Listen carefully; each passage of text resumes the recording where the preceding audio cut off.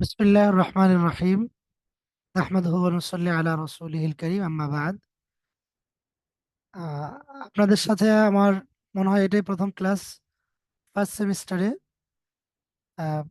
এবং আপনাদের ব্যাপারে আলহামদুলিল্লাহ আমি যতটুকু জেনেছি আপনারা বেশ ভালো ধারণা রাখেন ইসলামী অর্থনীতির ব্যাপারে, এবং জেনারেল বিষয়গুলো তো আলহামদুলিল্লাহ বেশ ভালো ধারণা রাখেন। সবাই এডুকেটেড, শিক্ষিত মানুষ। তো আমরা চেষ্টা করব আজকের এই ক্লাসটিতে আমাদের বর্তমান সমাজে যে বিজনেস পলিসি চলছে এর বিকল্প হিসেবে ইসলামিক বিজনেস পলিসিটা কেমন হইতে পারে। নর্মালি আমাদের সমাজে ব্যবসাগুলো তো পার্টনারশিপ বেসিসই হয়ে থাকে, এবং প্রাইভেট হয়ে থাকে।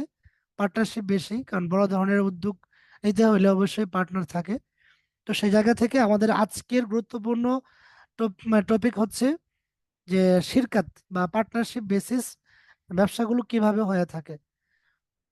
তো আমরা আশা করছি যে আজকের এই চমৎকার ক্লাসটি ইনশাল্লাহ আপনারা উপভোগ করবেন, এবং আজকের ক্লাসটি ডিসকাশন মূলক হবে, সকলের অংশগ্রহণমূলক হবে ইনশাআল্লাহ। আমরা আশা করছি আমাদের স্লাইডটা আপনারা দেখতে পাচ্ছেন, কনফার্ম করবেন ইনশাআল্লাহ।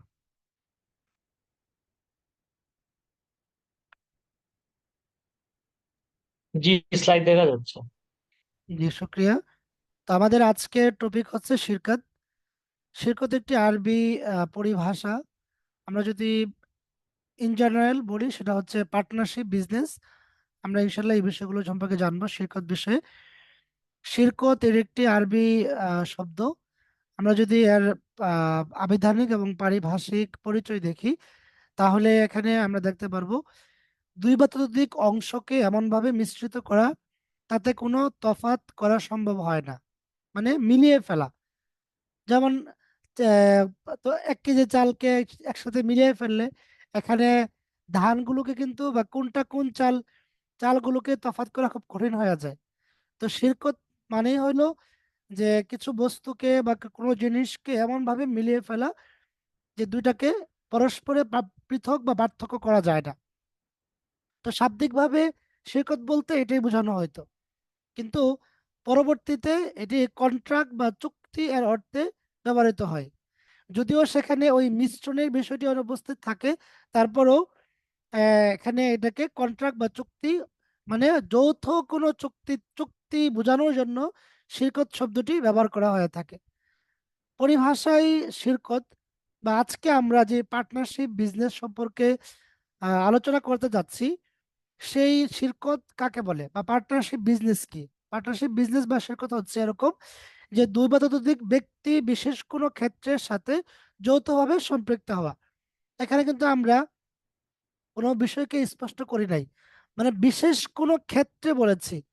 তো সেই ক্ষেত্রটা হইতে পারে অর্থনৈতিক, যে ক্যাপিটাল দিয়ে সম্পৃক্ত হয়েছে দুই বা ততোধিক ব্যক্তি, অথবা কাজ দিয়ে, মানে একটা কাজ করে দিবে, তিনজন মিলে একটা কাজ করে দিবে। যেমন আমাদের সামনে আর আসতেছে হচ্ছে কুরবানি। কুরবানির সিজনে কসাই টিম থাকে, যারা 2 3 জন 4 জন 5 জন মিলে একটা টিম হয়। এরা বিভিন্ন কাজ আঞ্জাম দিয়ে থাকে। তো এই বিশেষ কোনো ক্ষেত্র, এটা হইতে পারে কাজের জন্য। বিশেষ কোনো ক্ষেত্র, এটা হইতে পারে কোনো অর্থনৈতিক ক্ষেত্র, যে 4 জন 5 জন মিলে টাকা জমা দিয়ে একটা বিজনেস শুরু করেছে। এটা হইতে পারে কোনো দায়, যে 4 জন 5 জন মিলে দায়িত্ব নিয়ে দায়ভার নিয়ে কোনো একটা রিস্ক নিয়ে কোনো একটা ব্যবসা শুরু করেছে। এটা হইতে পারে। তাহলে শিরকত মানেই হলো বিশেষ কোনো ক্ষেত্রে যৌথভাবে দুই বা ততোধিক ব্যক্তি সম্পৃক্ত হওয়া। তাহলে ব্যবসায়িক ক্ষেত্রে শিরকত বলতে কি বোঝানো হয়? ব্যবসায়িক ক্ষেত্রে শিরকত বলতে অংশীদারিত্ব ব্যবসায়িক চুক্তিকে বোঝানো হয়। অর্থাৎ অংশীদারি ব্যবসায়িক চুক্তি হলো দুই বা ততোধিক ব্যক্তির মাঝে সংঘটিত একটি অংশীদারি ব্যবসায়িক চুক্তি। তাই এভাবে হয় যে পুঁজি ও মুনাফায় তারা যৌথভাবে অংশগ্রহণ করবে। বিভিন্ন দিক থেকে এটা ভিন্নতা থাকে। যেমন কোথাও যদি পুঁজি দিয়ে অংশীদারি চুক্তি হয়, তাহলে এটা এক ধরনের হয়। শ্রম দিয়ে যদি অংশীদারি চুক্তি হয়, এটা আরেক ধরনের হয়। দায়ভার গ্রহণ করে বা রিস্ক লাইবিলিটি লাইবিলিটি নিয়ে যদি অংশীদারি চুক্তি হয়, সেটা আরেক ধরনের হয়। আমরা ইনশাল্লাহ সেদিকে যাচ্ছি ধীরে ধীরে। তাহলে মৌলিকভাবে আমরা শিরকত বলতে কি বুঝলাম?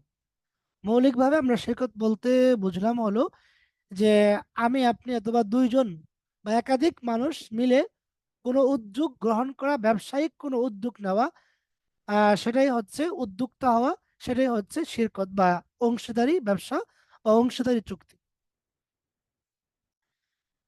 এই ধরনের ব্যবসা বা অংশীদারি ব্যবসা কোরআন হাদিসে আছে কিনা বা এর অ্যাপ্রুভাল আছে কিনা, আমরা যদি কোরআন থেকে দেখি, সূরা কাহাফের সেই 7জন যুবকের কথা এসেছে। এর মধ্যে এদের ক্ষেত্রে একটা বর্ণনা এরকম যে আল্লাহ তাআলা সেখানে উল্লেখ করেছেন, ফাবআসু আহাদাম বিওয়ারিকিকুম মিন হাযিহি ফালইয়ানজুর আইয়ুহা আযকা তাআমান ফালইয়াতিকুম বিরিজকিম মিনহু লা তাতাফ ওয়া লা ইউশআরান্না বিকুম আহাদা। কোরআনুল কারীমের সূরা কাহাফের 19 নম্বর আয়াতে এই 7জন যুবকের পক্ষ থেকে এখানে একটা অংশীদারি চুক্তি করা হয়েছে। কেমন? যে এই নাও, প্রত্যেকে টাকা দিয়েছে, যে এই টাকাগুলো নিয়ে যাও, নিয়ে খাবার কিনে নিয়ে এসো, তারপরে খাবার আমরা ভাগ করে খাবো। তো এই যে 7জনের একটা যৌথ অংশীদারি চুক্তি হয়েছে খাবার নিয়ে আসার জন্য, এটা হলো এক ধরনের ব্যবসা, এটা এক ধরনের চুক্তি, অংশীদারি চুক্তি। তারপরে কোরআন থেকে আমরা একটা প্রমাণ পেয়েছি। হাদিসে রাসূল সাল্লাল্লাহু আলাইহি সাল্লাম বলেছেন যে আনা সালিসুশ শারিকাইন মা লাম ইয়াকুন আহাদুহুমা, যে আমি দুই শরিকের মধ্যে তৃতীয় অংশীদার হই যতক্ষণ না এদের কোনো একজন কিনা হয় খেয়ানত না করে। তার মানে হলো তিনজন বা দুইজন ব্যক্তি মিলে যদি কোনো অংশীদারি চুক্তি বা ব্যবসা শুরু করে, তাহলে এর মধ্যে বরকত হিসাবে আল্লাহ তাআলা তৃতীয় শরিক থাকেন। কিন্তু কোনো একজন যদি খায়েন হয়, খেয়ানত করে, তাহলে এখানে আর আল্লাহ তাআলার পক্ষ থেকে কোনো রহমত, বরকত থাকে না। তার মানে এই হাদিস থেকে এটা বোঝা গেল যে দুইজন মিলে, তিনজন মিলে বা একাধিক ব্যক্তি মিলে যৌথ কোনো কারবার, যৌথ কোনো ব্যবসা করা যেতে পারে। যেমনটা কোরআন থেকেও আমরা বুঝতে পেরেছি, হাদিস থেকেও বুঝতে পেরেছি। এই যৌথ অংশীদারি কারবার বা যৌথ মূলধনী কারবার, এটা আসলে অনেকগুলো এর ক্লাসিফিকেশন আছে, অনেকগুলো প্রকার অবশ্যই আছে। আমরা মৌলিকভাবে এটাকে দুইটা ভাগে দেখি। এটা আমাদের সবারই মনে রাখতে হবে বিষয়টা, যে পার্টনারশিপ বিজনেস, যেটা পার্টনারশিপ বিজনেস, এটা মৌলিকভাবে দুইটা প্রকার বলা যায়। একটা হচ্ছে শিরকাতুল আইনান, আর একটা হচ্ছে শিরকাতুল মুফাওয়াজা। শিরকাতুল আইনানটাকে বলা হয় কন্ট্রাকচুয়াল পার্টনারশিপ, আর শিরকাতুল মুফাওয়াজা বলা হয় contractual partnership in all side, শিরকাতুল মুফাওয়াজা। তাহলে এই দুটো আমাদের মনে রাখতে হবে, বি নোটেড, যে শিরকাত প্রথমত দুই প্রকার। এখানে একটা একটা বিষয় আপনারা খেয়াল করেছেন কিনা, আমরা কিন্তু বলেছি, এতক্ষণ আমরা বলেছি শিরকাত, কিন্তু এখানে ক্লাসিফিকেশন করা হচ্ছে শিরকাতুল আকদের। তার মানে কি শিরকতের আরো প্রকার আছে যেগুলো রয়ে গেছে? আপনাদের কি মনে হয়? আপনি কি কেউ কি বিষয়টা খেয়াল করেছেন যে আমি এতক্ষণ বলেছি শিরকত, শিরকত শিরকত, শিরকতের পরিচয়, কিন্তু এখানে আমি ক্লাসিফিকেশন করতে গিয়ে বলছি যে শিরকাতুল আক দুই প্রকার। একটা হচ্ছে কন্ট্রাকচুয়াল পার্টনারশিপ, আর একটা হচ্ছে contractual partnership in all side. তার মানে শিরকাতুল আক ছাড়াও কি শিরকত আর কোনো প্রকার আছে কিনা, এই প্রশ্নটা কারো কি জেগেছে? কি বলেন? জি, বোঝা যাচ্ছে যে আরো আছে এটা। জি জি, শুক্রিয়া। আমরা ইনশাল্লাহ সে আরো দুইটা প্রকার আছে শিরকাতের, আমরা সেদিকে যাব। কিন্তু আমাদের যেহেতু আজকের মূল টপিক যেদিকে যাবে, সেটা হচ্ছে শিরকাতুল আকদ, চুক্তির যে শিরকত সেটা, এজন্য ওই দুটাকে আমরা আপাতত স্কিপ করে আমরা প্রথমে ফোকাস করেছি আমাদের মূল টপিকের দিকে, যে শিরকত। প্রথমত শিরকাতুল আকদ যেটা, যেটা আমাদের মূল আলোচনার বিষয়, সেটা দুই প্রকার। একটা হচ্ছে শিরকাতুল আইনান, আর একটা হচ্ছে শিরকাতুল মুফাওয়াজা। এই প্রত্যেকটা, দুইটার প্রত্যেকটা আবার তিন প্রকার। একটা হলো শিরকাতুল আমাল, দুই নম্বর হলো শিরকাতুল আমওয়াল, তিন নম্বর হলো শিরকাতুল ওযু। আমাদের আজকের এই তিনটা প্রকারে আমরা বিস্তারিত আলোচনা করব। একটা হলো ভোকেশনাল পার্টনারশিপ, আর একটা হচ্ছে গুডস পার্টনারশিপ, তিন নম্বর হচ্ছে লায়াবিলিটি পার্টনারশিপ। তো মৌলিকভাবে আমরা বিস্তারিত ইন ডিটেইলস যে আলোচনা করব সেটা হচ্ছে এই তিন প্রকারের। আমাল, আমাল মানে আমল থেকে আসছে, কাজ। আমওয়াল হলো মাল থেকে, সম্পদ, তার মানে কাজের শিরকত, সম্পদের শিরকত। তিন নম্বর হচ্ছে উজু বা লায়াবিলিটি, দায়ভার বা রিস্কে শিরকত। তো এটা আমাদের পরবর্তীতে আমাদের কাজে লাগবে, আমরা বিস্তারিত ইনশাআল্লাহ আলোচনা যাব। তো মৌলিকভাবে শিরকত দুই ধরনের। এবার আমরা চলে আসছি হলো আমাদের আরেকটা আলোচনার দিকে, যে মৌলিকভাবে শিরকত দুই ধরনের। একটা হলো ইসলামী ফিকহে বর্ণিত শিরকত, আর একটা হচ্ছে আধুনিক যুগে আবিষ্কৃত শিরকত। তো এবার আমরা কিন্তু মৌলিক আলোচনা করছি। ইসলামী ফিকহে বর্ণিত শিরকত তিন প্রকার। একটা হলো শিরকাতুল ইনান, আরেকটা হচ্ছে শিরকাতুল ওযু, আর তিন নম্বর হচ্ছে শিরকাতুল আমাল।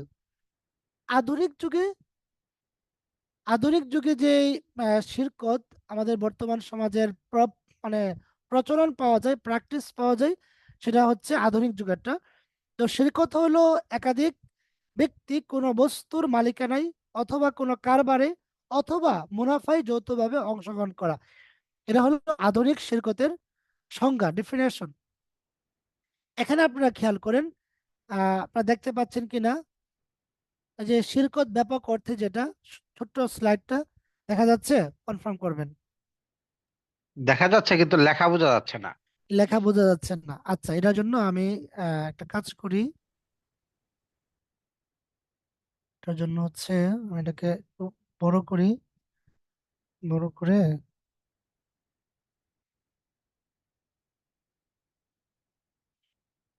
এখন কি এখন দেখা বোঝা যাচ্ছে? যাচ্ছে। আচ্ছা, জি, ঠিক এখন আছে। বোঝা আচ্ছা, আমরা মৌলিকভাবে এটাকে কেন্দ্র করি আলোচনাটা আজকে আমরা ইনশাল্লাহ করব। দেখেন, শিরকত ব্যাপক অর্থে এখানে দুটা ভাগ করা হয়েছে। একটা হলো মুদারাবা শিরকত, আর একটা হচ্ছে প্রাচীন শিরকত, পারিভাষিক শিরকত, যেটা প্রাচীন ফিকহে বর্ণিত বিশেষ অর্থকাব্য শিরকত যেটা।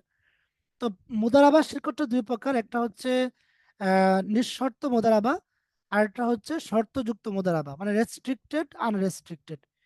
সেটা আমাদের আলোচনার বিষয় না। আমাদের আলোচনার বিষয়ে আমরা যদি আসি, যে শিরকত এটা প্রথমত তিন প্রকার। একটা হচ্ছে শিরকাতুল ইবাহা, আরেকটি হচ্ছে শিরকাতুল মিল্ক, আরেকটি হচ্ছে শিরকাতুল আকদ। আপনারা আগের সবগুলো ভুলে গিয়ে এটা মনে রাখলেই হয়ে যাবে, কারণ আমরা এর ধারাবাহিকতা আলোচনা করবো ইনশাল্লাহ। তো যেমনটি বলছিলাম, যে প্রথমত শিরকত আমরা জানলাম, যে শিরকত মানে হচ্ছে একাধিক ব্যক্তি কোনো কাজে, বিশেষ কোনো ক্ষেত্রে অংশীদারি চুক্তিতে আবদ্ধ হওয়া, এটাই শিরকত। এই শিরকতটা তিন প্রকার। একটা হলো ইবাহা, আরেকটি হচ্ছে মিল্ক, আরেকটি হচ্ছে আগদ। তো শিরকাতুল ইবাহার পরিচয় আমরা জানবো।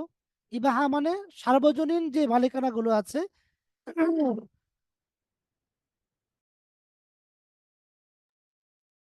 সার্বজনীন যে মালিকানাগুলো আছে সেগুলোকে বলা হয় শিরকাতুল ইবাহা। আমরা বিস্তারিত জানবো। দুই নম্বর হলো শিরকাতুল মিল্ক। এটা আবার দুই প্রকার, একটা হলো ঐচ্ছিক, আর একটা হচ্ছে বাধ্যতামূলক।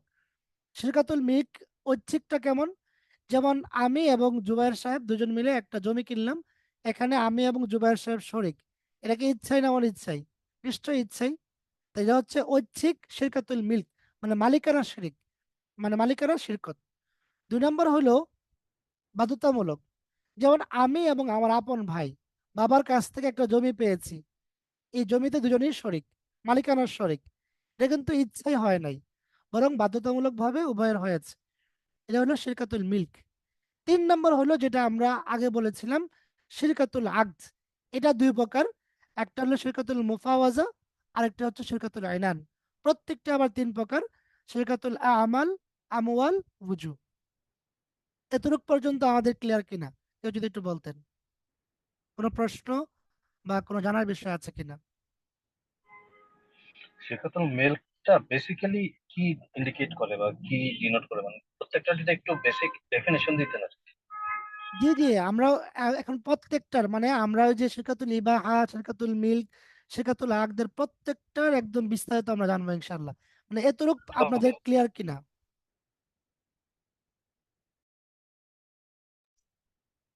জি জি, ক্লিয়ার। আচ্ছা, ঠিক আছে, আর আমরা পরের স্লাইডে যাচ্ছি। তো করে নেই। আচ্ছা,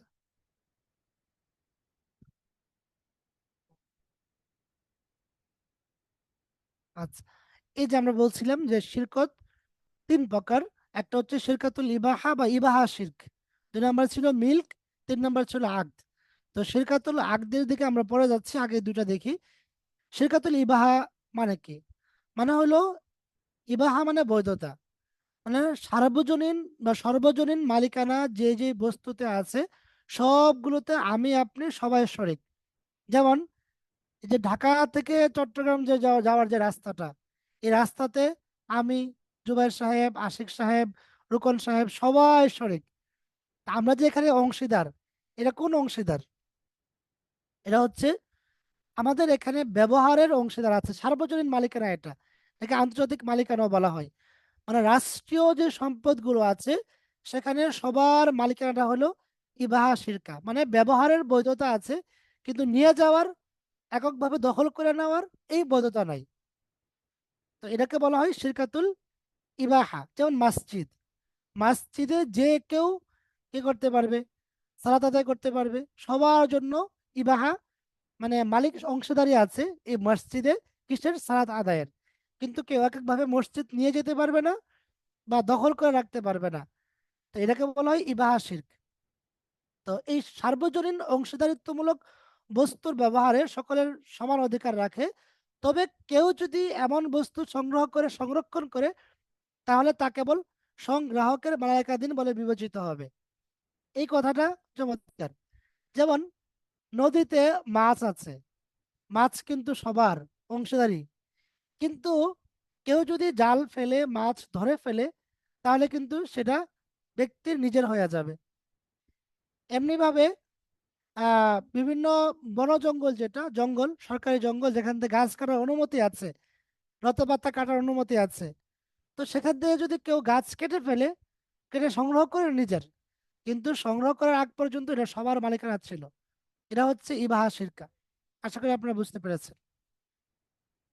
2 নম্বর ছিল শিরকাতুল মিল্ক বা মিল্ক শিরকা, মানে কোনো বস্তুতে মালিকানা অর্জনের কোনো সূত্রে দুই বা ততোধিক ব্যক্তি যৌথভাবে মালিক হওয়া। মালিকানা অর্জনের কি কি সূত্র আছে? সূত্র আছে হচ্ছে ক্রয় করা, ক্রয় করে মালিক হওয়া যায় দুই বা একাধিক ব্যক্তি। হেবার মাধ্যমে, যেমন আমাকে এবং আশিক সাহেবকে জুবাইর ভাই একটা কি দিলেন, একটা বস্তু হাদিয়া দিলেন, তাহলে এর মধ্যে আমার এবং আশিক সাহেবের মালিকানাটা, এটা যৌথ মালিকানা। এটা কিসের মাধ্যমে হয়েছে? হেবার মাধ্যমে বা গিফটের মাধ্যমে হয়েছে। এমনি ভাবে ওসিয়তের মাধ্যমে, মিরাসের মাধ্যমে ইত্যাদি মাধ্যমে যৌথ মালিকানা সাব্যস্ত হতে পারে। তো এটা দুই প্রকার, একটা হলো ঐচ্ছিক আর একটা হচ্ছে বাধ্যতামূলক। ঐচ্ছিকটা কেমন? যেমন একাধিক ব্যক্তি স্বেচ্ছায় যৌথভাবে কোনো কিছু খরিদ করা, অথবা কেউ একাধিক ব্যক্তিকে যৌথ মালিকানায় কিছু হাদিয়া বা হিবা করেছে, এরপর তারা তা কবুল করেছে, এটাও ঐচ্ছিক। আমাকে 3জনকে মিলে একটা গাড়ি গিফট করলো, আমি এটা গ্রহণ করলাম না, আমার হবে না। তার মানে আমি যদি স্বেচ্ছায় এটা গিফটটা আমি গ্রহণ করি তাহলে এখানে যৌথ মালিকানা সাব্যস্ত হবে। তাহলে যৌথ মালিকানা সাব্যস্ত হওয়াটা দুই ধরনের হয়, একটা হলো ঐচ্ছিক আর একটা হচ্ছে বাধ্যতামূলক। বাধ্যতামূলকটা কেমন? যেমন মিরাজ সূত্রে কোনো বস্তুর মালিক হওয়া, কারণ এখানে চাইলেও আপনি না করতে পারবেন না, কারণ বাবা মারা গেলে বাবার সম্পত্তির মালিক ভাইয়েরা অটোমেটিক হয়ে যায়, বোনেরা অটোমেটিক হয়ে যায়। তাহলে ওইখানে প্রত্যেকটা সম্পদে, সম্পদ ভাগ করার আগে প্রত্যেকটা সম্পদে কি হয়? এই পরিবারের ভাই বোন সকলের যৌথ মালিকানা প্রতিষ্ঠিত হয়। এটাকে বলা হয় শিরকাতুল মিল্ক। এটা কিন্তু শিরকত, অংশীদারি আছে এখানে। আমাদের এই দুটা নিয়ে আমাদের আলোচনা না, আমাদের যেহেতু বিজনেস পারপাস আলোচনা, তাহলে আমাদের শিরকাতুল ইবাহা এবং শিরকাতুল মিল্ক নিয়ে আলোচনা না, আমাদের আলোচনা হলো শিরকাতুল আকদ নিয়ে। আমরা আমাদের মূল আলোচনায় আসছি, এখান থেকে আমরা আরো ডিপে যাবো ইনশাআল্লাহ। শিরকাতুল আকদ কি?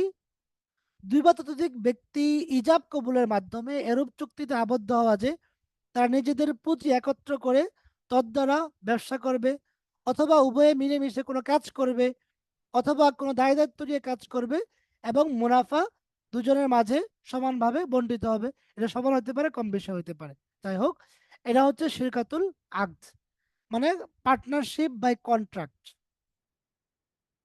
এই শিরকাতুল আকদ প্রথমত দুই প্রকার, যা আমরা আগেও পড়েছি। একটা হচ্ছে কন্ট্রাকচুয়াল পার্টনারশিপ, যেটাকে বলে শিরকাতুল আইনান। আরেকটা হলো শিরকাতুল মুফাওয়াজা, contractual partnership in all side. এই প্রত্যেকটা আবার 3 প্রকার। একটি হলো শিরকাতুল আমাল, আরেকটা হচ্ছে শিরকাতুল আমওয়াল, 3 নম্বর হলো শিরকাতুল উজু। তো আমাদের তো শিরকতের যে প্রথম 3 প্রকার আমাদের জানা হয়ে গেছে। শিরকাতুল ইবাহা আমরা জানতে পেরেছি, সার্বজনীন মালিকানা। শিরকাতুল মিল্ক, যৌথ মালিকানা। শিরকাতুল আকদ, চুক্তির মাধ্যমে, কোনো ব্যবসায়িক চুক্তির মাধ্যমে কোনো বস্তুতে, কোনো কাজে, কোনো দায়ভারে মালিক অংশীদার হওয়া, এটা হলো শিরকাতুল আকদ। এই 3 প্রকার জানার পরে আবার আমরা শিরকাতুল ইনান এবং শিরকাতুল মুফাওয়াজা এই দুটা জানবো। এই দুটো জানার পরে এরপরে আমরা বাকি যে 3 প্রকার আছে সেটা জানবো। আশা করি আপনারা যে লাইনটা ধরতে পারতেছেন যে আমরা কিভাবে যাচ্ছি। তো এবার আমাদের আলোচনা হলো শিরকাতুল মুফাওয়াজা নিয়ে, মানে কন্ট্রাকচুয়াল পার্টনারশিপ, সম অংশীদারি কারবার। শিরকাতুল মুফাওয়াজা এবং শিরকাতুল ইনান, যেটা একটা হলো শিরকাতুল ইনান আর একটা হচ্ছে শিরকাতুল মুফাওয়াজা। Contractual partnership in all side, দুই বা ততোধিক ব্যক্তি বা অংশীদার এভাবে শিরকত চুক্তি করা যে নিম্নোক্ত বিষয়সমূহে তাদের প্রত্যেকের অংশগ্রহণ পূর্ণরূপে বরাবর হবে। তারপরে বুঝতে পারতেছেন এটা কোনটা প্রকার বলছি। মানে contractual partnership in all side যদি হয়, অল সাইড মানে বিষয় যদি বরাবর হয়, এটাকে বলা হবে শিরকাতুল মুফাওয়াজা। আবারও বলছি, যদি সব বিষয়ে উভয় পার্টনার অথবা সকল পার্টনার সমান সমান থাকে, এটাকে বলা হবে শিরকাতুল মুফাওয়াজা।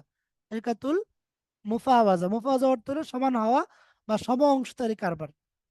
কোন কোন ক্ষেত্রে বরাবর হইতে হবে? যেমন মূলধনের পরিমাণ ও মূল্যমানে বরাবর হবে।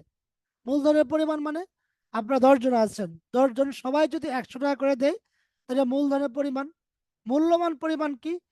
মূল্যমান পরিমাণ হলো কেউ টাকা দিয়েছে, কেউ মুদ্রা রিয়াল দিয়েছে, কেউ ডলার দিয়েছে, কিন্তু সবার টাকার মূল্যমান কত? 100 টাকায়। তাহলে যদি মূলধনের পরিমাণ এবং মূল্যমানের পরিমাণ এক বরাবর হয়, এমনি হবে মুনাফা বরাবর, সবাই সমান হারে মুনাফা পাবে। 10 জন পার্টনারশিপ আছে, 10 জন 10% করে লাভ পাবে, তাহলে এটা হবে শিরকাতুল মুফাওয়াজা।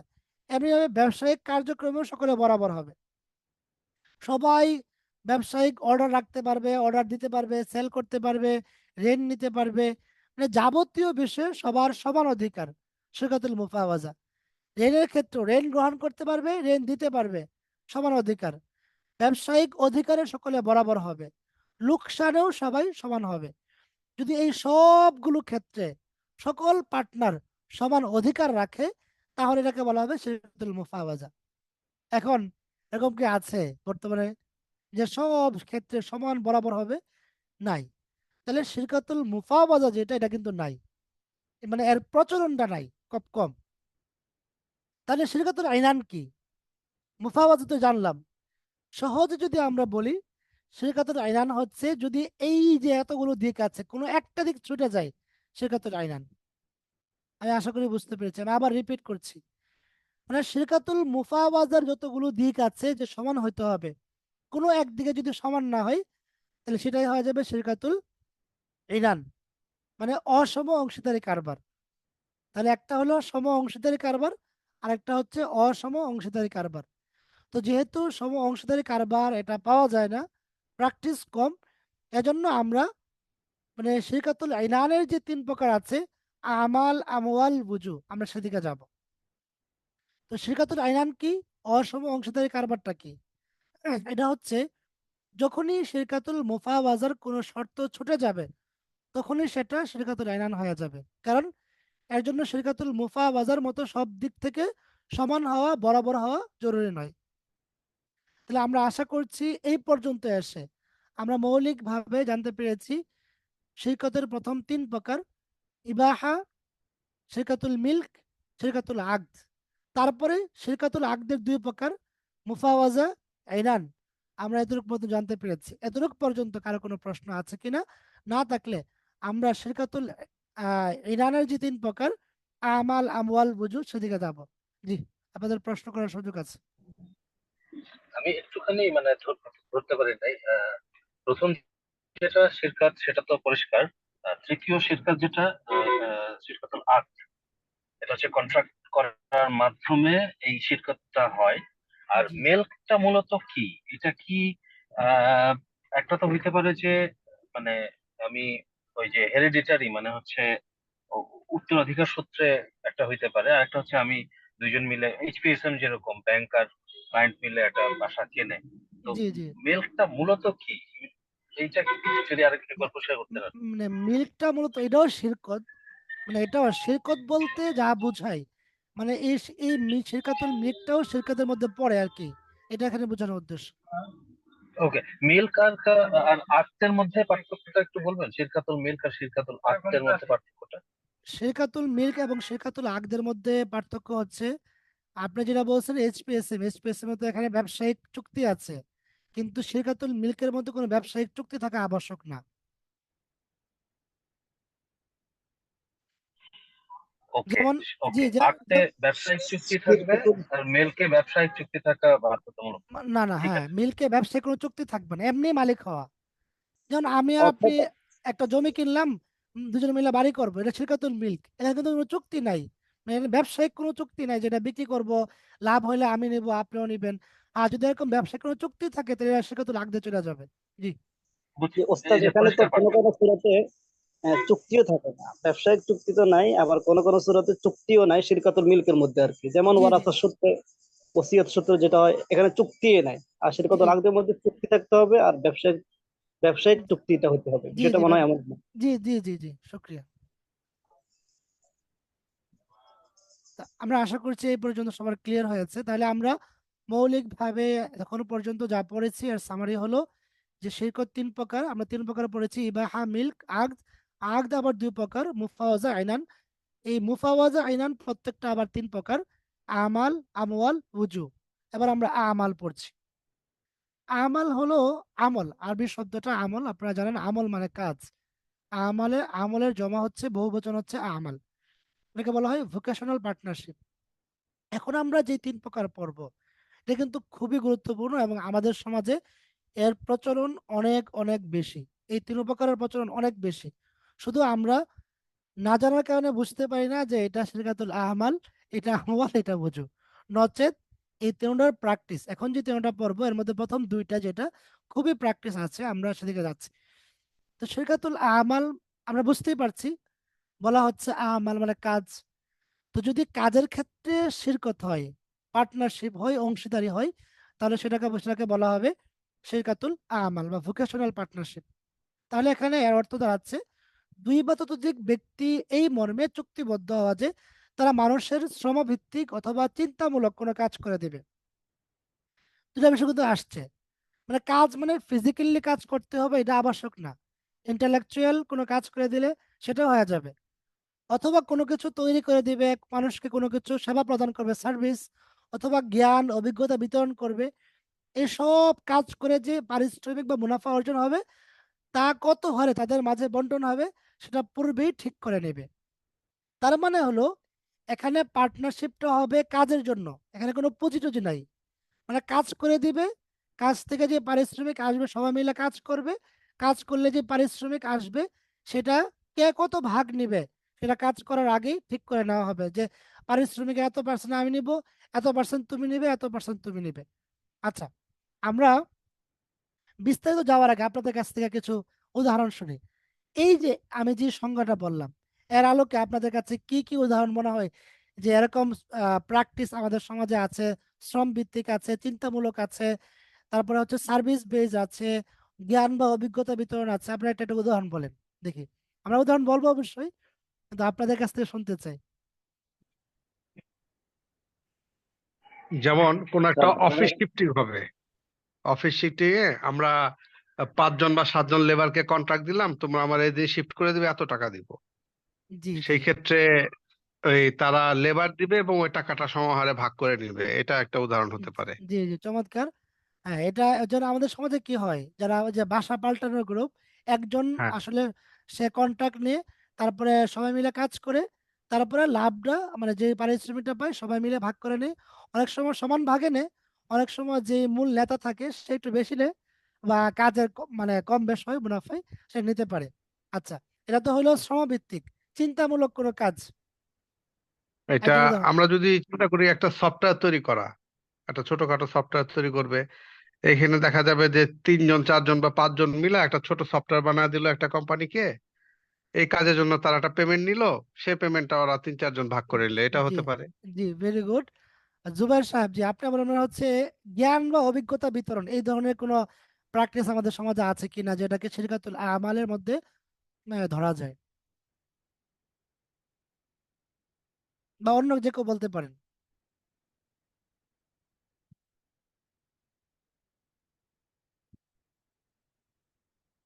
যেমন বিভিন্ন কনসালটেন্সি ফার্ম আছে, বিভিন্ন লিগ্যাল অ্যাডভাইজরি ফার্ম আছে, তারা কি করে মানুষকে বিভিন্ন আইনি সহায়তা দিয়ে থাকে। এখানে কিন্তু কোনো পুঁজি নাই, মানে কাজই হচ্ছে মানুষকে জ্ঞান বিতরণ করা।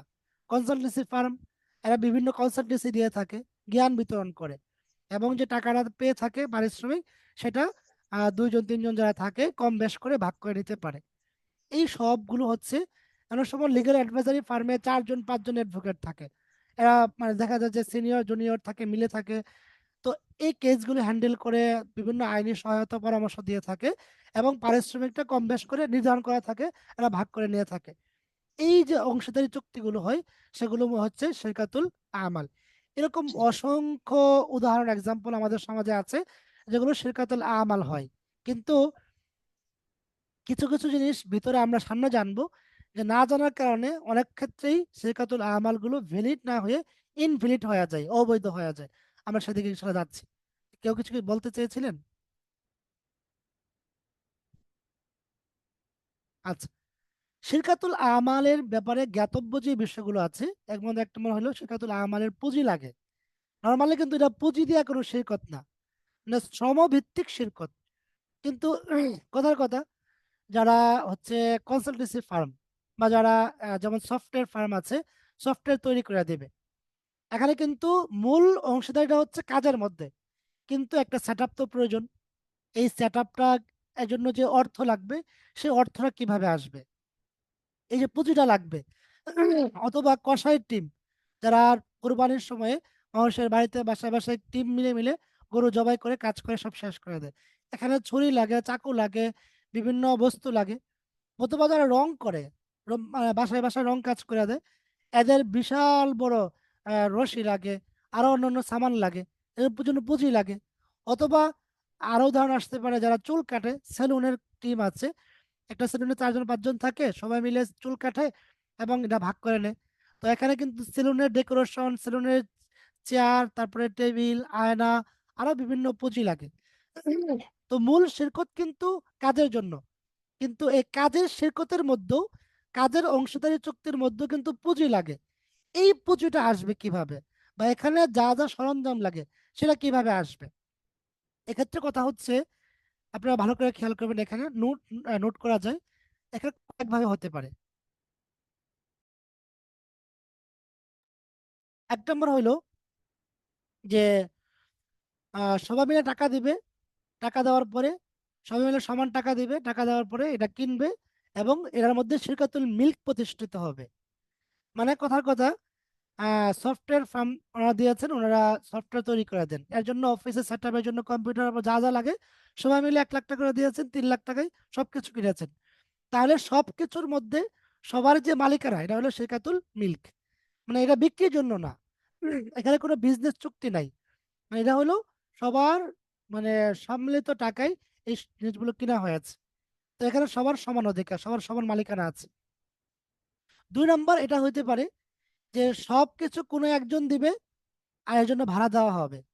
আর দেখা গেল এখানে 4-5জন মিলে একটা আহ সেলুন টিম দিয়েছে, সেলুনের কাজ করার জন্য একটা দোকান দিয়েছে, একজন সবকিছু দিয়েছে, এবং সেলুনের এই টাকা থেকে মাস শেষে তাকে ভাড়া দিয়ে দেওয়া হচ্ছে। এভাবেও পুঁজি ব্যবস্থা হইতে পারে, যা যা লাগে ব্যবস্থা হইতে পারে। 3 নম্বর এটা হইতে পারে যে সফটওয়্যার ফার্মের জন্য একজন কম্পিউটার দিয়েছে, একজন দোকান দিয়েছে, একজন টেবিল চেয়ার দিয়েছে, একজন ডেকোরেশন দিয়েছে। এভাবেও প্রত্যেকটা ভিন্ন ভিন্ন রেখে দিয়েছে, আর বলছে যে আমরা কাজ করব, মুনাফা পারিশ্রমিক যা পাবো, সে অমুক অত পার্সেন্ট নেবে, সে অত পার্সেন্ট নেবে, সে অত পার্সেন্ট নেবে। এভাবেও হতে পারে। তাহলে শিরকাতুল আমাল, কাজের অংশীদারি চুক্তিতে মূল বিষয় হচ্ছে কাজ। কাজ করার জন্য, আঞ্জাম দেওয়ার জন্য যে পুঁজি লাগবে বা যে সরঞ্জাম লাগবে, সেটা কয়েকভাবে হতে পারে। শিরকাতুল মিল্কের ভিত্তিতে হতে পারে, ইজারার ভিত্তিতে হতে পারে, অথবা ভিন্ন ভিন্ন ভাবে সবাই সব দিবে, এই ভিত্তিতেও হতে পারে। 2 নম্বর বিষয় কাজ। দেখেন শিরকাতুল আমালের কাজের শিরকতের মূলই কিন্তু কাজ। সুতরাং সবাইকে কাজ করতে হবে। হ্যাঁ, কেউ কম করবে, কেউ বেশি করবে, কেউ এক ধরনের কাজ করবে, কেউ আরেক ধরনের কাজ করবে, এটা হতে পারে। কিন্তু কাজ করবে না এই শর্ত কেউ করতে পারবে না। কেউ যদি এই শর্ত করে যে আমি কাজ করব না, মানে সাইলেন্ট পার্টনার, তাহলে তার জন্য এই শিরকতে থাকা বৈধ না। তার মানে কাজ সবাইকে করতে হবে, কাজ কম হোক বেশি হোক, কাজের ধরন ভিন্ন হইতে পারে। যেমন কারো কাজ হলো শুধু অর্ডার নিয়ে দিবে, কারো কাজ হলো সে শুধু কাজই করবে, আর কারো কাজ হলো সে টাকা আদায় করবে। তাহলে এখানে কিন্তু একজন অর্ডার নিচ্ছে, একজনে কাজ করছে, একজনের টাকা আদায় করছে, এটা হতে পারে। যেমন হয় কি, এই যে দর্জির কাজ, একজনের শুধু মানে সে কাপড় কাটা দেয়, বাকি কয়েকজন আসে সেলাই করে।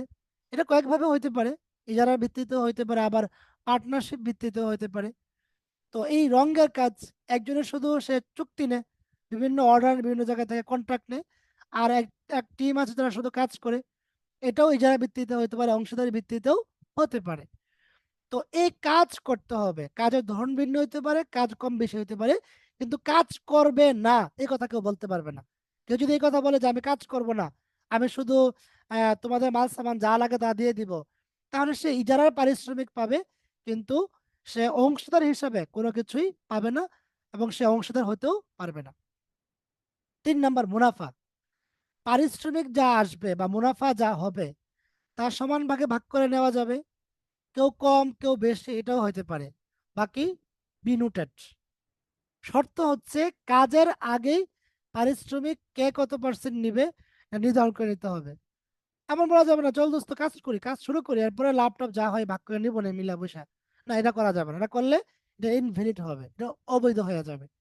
এজন্য শিরকাতুল আমালের ক্ষেত্রে কাজ শুরু করার আগেই আপনাকে অবশ্যই এখানে মুনাফা কে কত পার্সেন্ট নিবে এটা নির্ধারণ করে নিতে হবে। লোকসান, এখানে তো লোকসানের বিষয় থাকে না, কারণ হচ্ছে এখানে বিষয় হলো কাজের। মূল বিষয় কি? মূল বিষয় হচ্ছে কাজ, কাজ করবে পারিশ্রমিক আসবে। এখানে তো লোকসানের কোনো বিষয় নাই। লোকসানের বিষয় হইতে পারে হলো তারা যে সরঞ্জাম ব্যবস্থাপনা করেছে, তারা যে সরঞ্জাম রেডি করেছে এগুলো কোনো একটা ক্ষতি হইলো, অথবা কাজ করতে গিয়ে দেখা গেলো সফটওয়্যার একটা কাজ, কাজ করতে গিয়ে পুরো মানে কম্পিউটার নষ্ট করে ফেলছে কোনো এক পার্টনার। তো এখানে যদি কোনো একজনের সীমা লঙ্ঘন থাকে, অংশীদারদের কাজ করতে গিয়ে সীমা লঙ্ঘন করে, তাহলে তাহলে সেই পার্টনারে পুরো লস বহন করবে। আর যদি অংশীদারদের কোনো একজনের সীমা লঙ্ঘন না থাকে, কিন্তু ল্যাপটপটা চুরি হয়ে গেছে, সফটওয়্যার ফার্মের ভিতরে চুরি হয়ে সব চুরি হয়ে গেছে, বিশাল একটা লস, তাহলে এটা কে বহন করবে?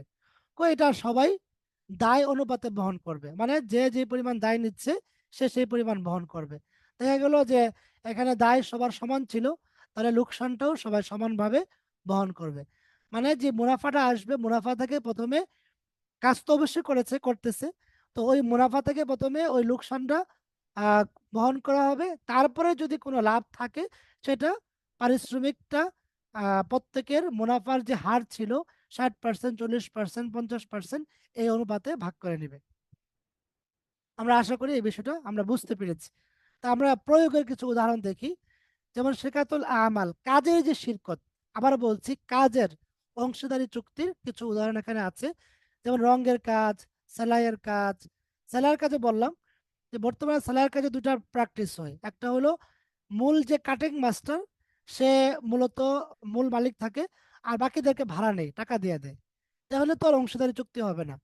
কিন্তু এরা যদি অংশীদারি চুক্তিতে কাজ করে যে আমি ভালো কাজ পারি, তুই ভালো সেলাই পারস, কাটিং পারস, তাহলে তুই কাটিং করবি আমি কাজ করব, লাভ সেলাইয়ের লাভ যা হবে আমি নিব 60%, তুই নিবে 40%, এরকম, অথবা 50-50।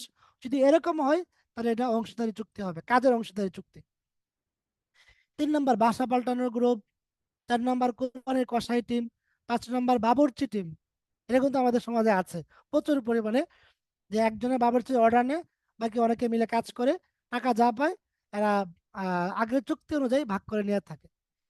এমনি ভাবে যৌথ কোচিং সেন্টার পরিচালনা, আমাদের অনেক ভার্সিটি অ্যাডমিশন কোচিং আছে, বিভিন্ন কোচিং আছে, যেখানে 2 জন 3 জন টিচার মিলে কাজ করে ক্লাস নেয়, এবং এখানে লাভ যা হয় সেটা মানে ওদের আগের চুক্তি অনুযায়ী ভাগ করে নিয়ে থাকে। সেলুনের কাজ, দোকান, আহ, বিভিন্ন দোকান হতে পারে যেখানে শুধু কাজটা মূল বিষয়। আমি আবারও বলছি, শরিকাতুল আমালের মূল বিষয় কিন্তু কাজ, কাজের শরিক হওয়া, এটা হতে পারে। এছাড়াও আপনাদের কাছে আরো অনেক উদাহরণ, আপনারা যদি এই দৃষ্টিকোণ থেকে খুঁজেন যে কাজের শিরকত হয়েছে কোথায় কোথায়, তাহলে শরিকাতুল আমালের আরো অনেক উদাহরণ আপনারা ইনশাল্লাহ পেয়ে যাবেন। এই হচ্ছে শিরকাতুল আমাল। এবার আমরা শিরকাতুল আমওয়াল, আমাল এবং বর্তমান সমাজ আরো কিছু উদাহরণ আমরা পেতে পারি, যেগুলো শ্রমভিত্তিক না, মানে যেগুলো হচ্ছে মেধাভিত্তিক, কায়িক পরিশ্রম দ্বারা সম্পন্ন হয় না, বরং আরো বিভিন্ন ভাবে হয়। তো বর্তমান যান্ত্রিক যুগে শিরকাতুল আমালের শ্রমের পাশাপাশি পুঁজিও বিনিয়োগ করতে হয়, এটা আমরা বলেছি। যেমন একসময় কাপড় ধোয়ার কাজটা শুধু কায়িক পরিশ্রম দ্বারা সম্পন্ন হতো, এখন এর জন্য প্রয়োজন উন্নত মেশিন, সাবান, কেমিক্যাল, পরিচ্ছন্ন পানি, উপযুক্ত স্থান, প্রয়োজনীয় প্রচারণা সহ অনেক কিছু। এজন্য মোটা অঙ্কের বিনিয়োগও লাগে। তো সেটা কিভাবে আসবে সেটা আমরা আগে আলোচনা করেছি, যে সেটা কয়েকভাবে হতে পারে, ইজারা পদ্ধতিতে হতে পারে, শিরকাতুল মিল্কের পদ্ধতিতে হতে পারে, অথবা প্রত্যেকেই কিছু কিছু ব্যবস্থা করে দিবে, সবাই মিলে কাজ করবে, এটাও হতে পারে। তো বর্তমান সমাজের কিছু উদাহরণ যেমন লিগ্যাল কনসালটেন্সি, ইঞ্জিনিয়ারিং বিভিন্ন ফার্ম, এরা কিন্তু কায়িক পরিশ্রম করে না, এরা মেধার কাজ করে, এটাও শিরকাতুল আমালের অন্তর্ভুক্ত। আচ্ছা, শিরকাতুল আমাল নিয়ে কার কোনো প্রশ্ন আছে কিনা, প্র্যাকটিক্যালি কার কোনো প্রশ্ন আছে কিনা?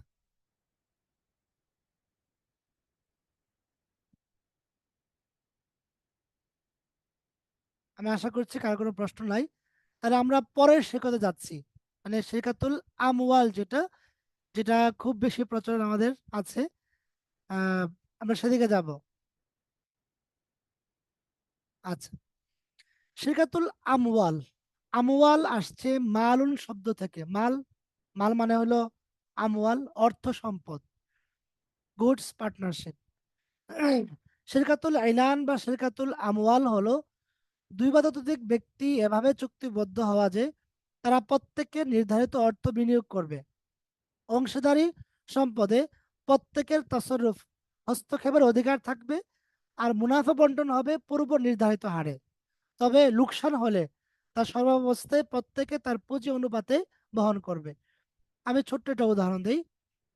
যেমন এখানে জনাব জুবাইর সাহেব আছেন, রুকনুজ্জামান সাহেব আছেন, আরো অনেকে আছেন। তো আমি দুজনের কথা বলে বলি। জুবাইর সাহেব, রুকনুজ্জামান সাহেব এবং আমি তিনজন, তিনজন মিলে 3 লাখ টাকা দিয়ে একটা বিজনেস শুরু করলাম। তো এখানে টাকা সবার সমান, 3 লাখ টাকা। তো এখানে বিজনেসটা করার ক্ষেত্রে এখানে কাজ, যেটা কাজ, কারণ টাকা দেওয়ার পর তো টাকাটাকে খাটাইতে হবে কোনো একটা কাজে। এই খাটানোর ক্ষেত্রে কয়েকটা দিক হইতে পারে। এক নম্বর হলো যে জুবায়ের সাহেব উনি দোকান দিবেন একটা, আহ দোকানের মধ্যে বিভিন্ন ধরনের শার্ট প্যান্ট থাকবে, এবং উনি দোকানের ফুল টাইম দিবেন। আমরা দুজন টাইম দিব না, বাকি আমরা বিভিন্ন সময় বিভিন্ন মানুষকে বলবো, দোকানের সময় হলে গেলাম বসলাম, এটা ভিন্ন বিষয়। এক্ষেত্রে এইভাবে চুক্তিটা হবে যে যেহেতু জুবাইর সাহেব 1 লাখ টাকাও দিয়েছেন, পাশাপাশি উনি দোকানেও ফুল টাইম সময় দিচ্ছেন, এটা এভাবে হইতে পারে যে উনি উনি মুনাফা যা হবে, মুনাফার 60% জুবাইর সাহেব নিবে, আর বাকি 40%, 20% আমি, 20% রকুনুজ্জামান সাহেব নিবে। এইভাবেও চুক্তিটা হইতে পারে। আবার এভাবেও হইতে পারে যে এখানে আমরা তিনজন 1 লাখ টাকা করে 3 লাখ টাকা দিয়েছি দোকানে, যে জুবাইর সাহেব ফুল টাইম বসবে, এই জন্য ওনাকে আমরা একটা পারিশ্রমিক দিয়ে দেব, যে উনি একজন শ্রমিক, একজন শ্রমিক হিসাবে শ্রম দিবে। তো উনি ফুল টাইমের জন্য মাসে 10,000 টাকা পাবে। তো এই আমাদের যে মুনাফা যা হবে, সেখান থেকে প্রথমে 10,000 টাকা পারিশ্রমিক জুবাইর সাহেবকে দিবে। মুনাফা যদি নাও হয় তাও দিতে হবে। মুনাফা বেশি হলেও 10,000 টাকা দিব, মুনাফা কম হলেও 10,000 টাকাই ওনার পারিশ্রমিক বা বেতন দিয়ে দিব। ওনার পারিশ্রমিক বা বেতন দেওয়ার পরে যে টাকাটা থাকবে, সেটা আমরা তিনজন সমান ভাগে ভাগ করে নেব। এভাবেও হতে পারে। অথবা এভাবেও হতে পারে যে ব্যবসায়িক অভিজ্ঞতা যেহেতু দুজনের বেশি, আমাদের কম, আমার কম, এজন্য ওনারা নেবেন হচ্ছে 30-30, 60%, না, 40, 20, 35, 35, 70%। আর আমি যদি শুধু টাকা দিয়েছি, আমি নিব হলো 35%। আর বিজনেসটা পরিচালনা তিনজন মিলেই করব, দোকানে একজন কর্মচারী রাখবো যে পুরো দিন বসবে, কাপড় চোপড় বিক্রি করবে। এভাবে হইতে পারে। তার মানে শিরকাতুল আমওয়ালের বিভিন্ন দিক হইতে পারে। শিরকাতুল আমওয়ালের ব্যাপারে জ্ঞাতব্য বিষয়গুলো কি? এক নম্বর হলো শিরকত চুক্তি সংগঠন করা। শিরকত চুক্তি সম্পদ, পুঁজিতে, ক্যাপিটালে যদি শিরকত করতে হয়, তাহলে এখানে চুক্তিরা এভাবে করতে হবে যে কে কত টাকা দিবে সেটা নির্ধারণ করতে হবে। এখানে কিন্তু টাকা দিতে হবে, মানে পণ্য দিলে হবে না অথবা ঋণ দিলে হবে না, পণ্য দিলে এর মূল্য ধার্য করতে হবে। যাই হোক, তো শিরকত চুক্তি সংগঠন করতে হবে। এর জন্য তিনজন সম্মত হতে হবে, ইজাব কবুল করতে হবে, অফার অ্যাকসেপ্টেন্স করতে হবে। যে বলতে হবে যে জনাব আপনিও চলেন, এ ব্যবসা করে একসাথে মিলে। তো তিনজন যদি সম্মত হয় এবং সম্মত হওয়ার পরে কে কত টাকা দিবে সেটা নির্ধারণ করতে হবে, লাভটা কে কত পার্সেন্ট নিবে সেটা নির্ধারণ করতে হবে। এর মাধ্যমে শিরকত চুক্তি সংগঠিত হবে। 2 নম্বর, ব্যবসার পুঁজি। আচ্ছা, আমি প্রত্যেকটা বলছি, আপনারা কোনোটা ক্লিয়ার না হলে সঙ্গে সঙ্গে আপনারা হ্যান্ড রাইজ করতে পারেন এবং প্রশ্ন করতে পারেন ইনশাআল্লাহ। তো 2 নম্বর হলো ব্যবসার পুঁজি। যেহেতু এখানে মূল হচ্ছে কাজ না, মূল হচ্ছে পুঁজি, এজন্য পুঁজিটা হবে টাকায়, কারেন্সিতে, মুদ্রাতে। কিন্তু মুদ্রা না হয়ে যদি, কথার কথা, আমি জনাব জুবাইর সাহেবের কাছে আমি 1 লাখ টাকা পাই, তো আমি ওনাকে বললাম যে চলেন দুজন মিলে ব্যবসা করি 2 লাখ টাকা দিয়া। তো উনি বলছে চলেন ঠিক আছে। তো উনি বললেন যে আমি 1 লাখ টাকা দিয়ে দিলাম। আমি বললাম যে আপনার কাছে যে আমি 1 লাখ টাকা পাই, ওই 1 লাখ টাকা দিয়ে দেন, এটাও পুঁজি। তো এটা হবে কিনা? না, এটা হবে না। কারো কাঁধে যে ঋণ আছে, ঋণটাকে শিরকাতুল আমওয়ালের পুঁজি হিসাবে ব্যবহার করা যাবে না, সেটাকে নগদে আনতে হবে, আনার পরে দিতে হবে। 2 নম্বর বিষয় হলো পুঁজি হিসাবে কোনো বস্তু দেওয়া যাবে কিনা। হ্যাঁ, যদি শার্ট প্যান্টের ব্যবসা হয় আর এখানে আমি শার্ট প্যান্ট দেই, তাহলে শার্ট প্যান্টগুলো একটা মূল্য ধার্য করে 1 লাখ টাকা পরিমাণ হইলে সেটা আহ, ব্যবসায় দিয়ে দেওয়া যাবে। তাহলে পুঁজির ক্ষেত্রে আমরা কি পাইলাম? পুঁজির ক্ষেত্রে পেলাম হলো, পুঁজির ক্ষেত্রে মূল কনসেপ্ট হলো টাকা দিতে হবে, ঋণ হলে হবে না। আর যদি কোনো বস্তু দেয় তাহলে বস্তুর মূল্য ধার্য করে নির্ধারণ করে নিতে হবে। 3 নম্বর, ব্যবসা পরিচালনা। তো যেহেতু শিরকাতুল আমওয়ালের মূল বিষয় হচ্ছে পুঁজিতে শরিক হওয়া, তো ব্যবসা পরিচালনাটা কয়েকভাবে হতে পারে। 1 নম্বর, বাহিরের কাউকে নিয়োগ দিতে পারি। 2 নম্বর, আমরা যারা যারা অংশীদার হবে সবাই মিলে ব্যবসা করতে পারি। 3 নম্বর, সবাই করব না, বরং আমাদের মধ্য থেকে একজনকে ব্যবসা করার জন্য নিয়োগ দিব, সে ব্যবসা করবে এবং তার লাভের পরিমাণ বেশি দিব, এটাও হইতে পারে।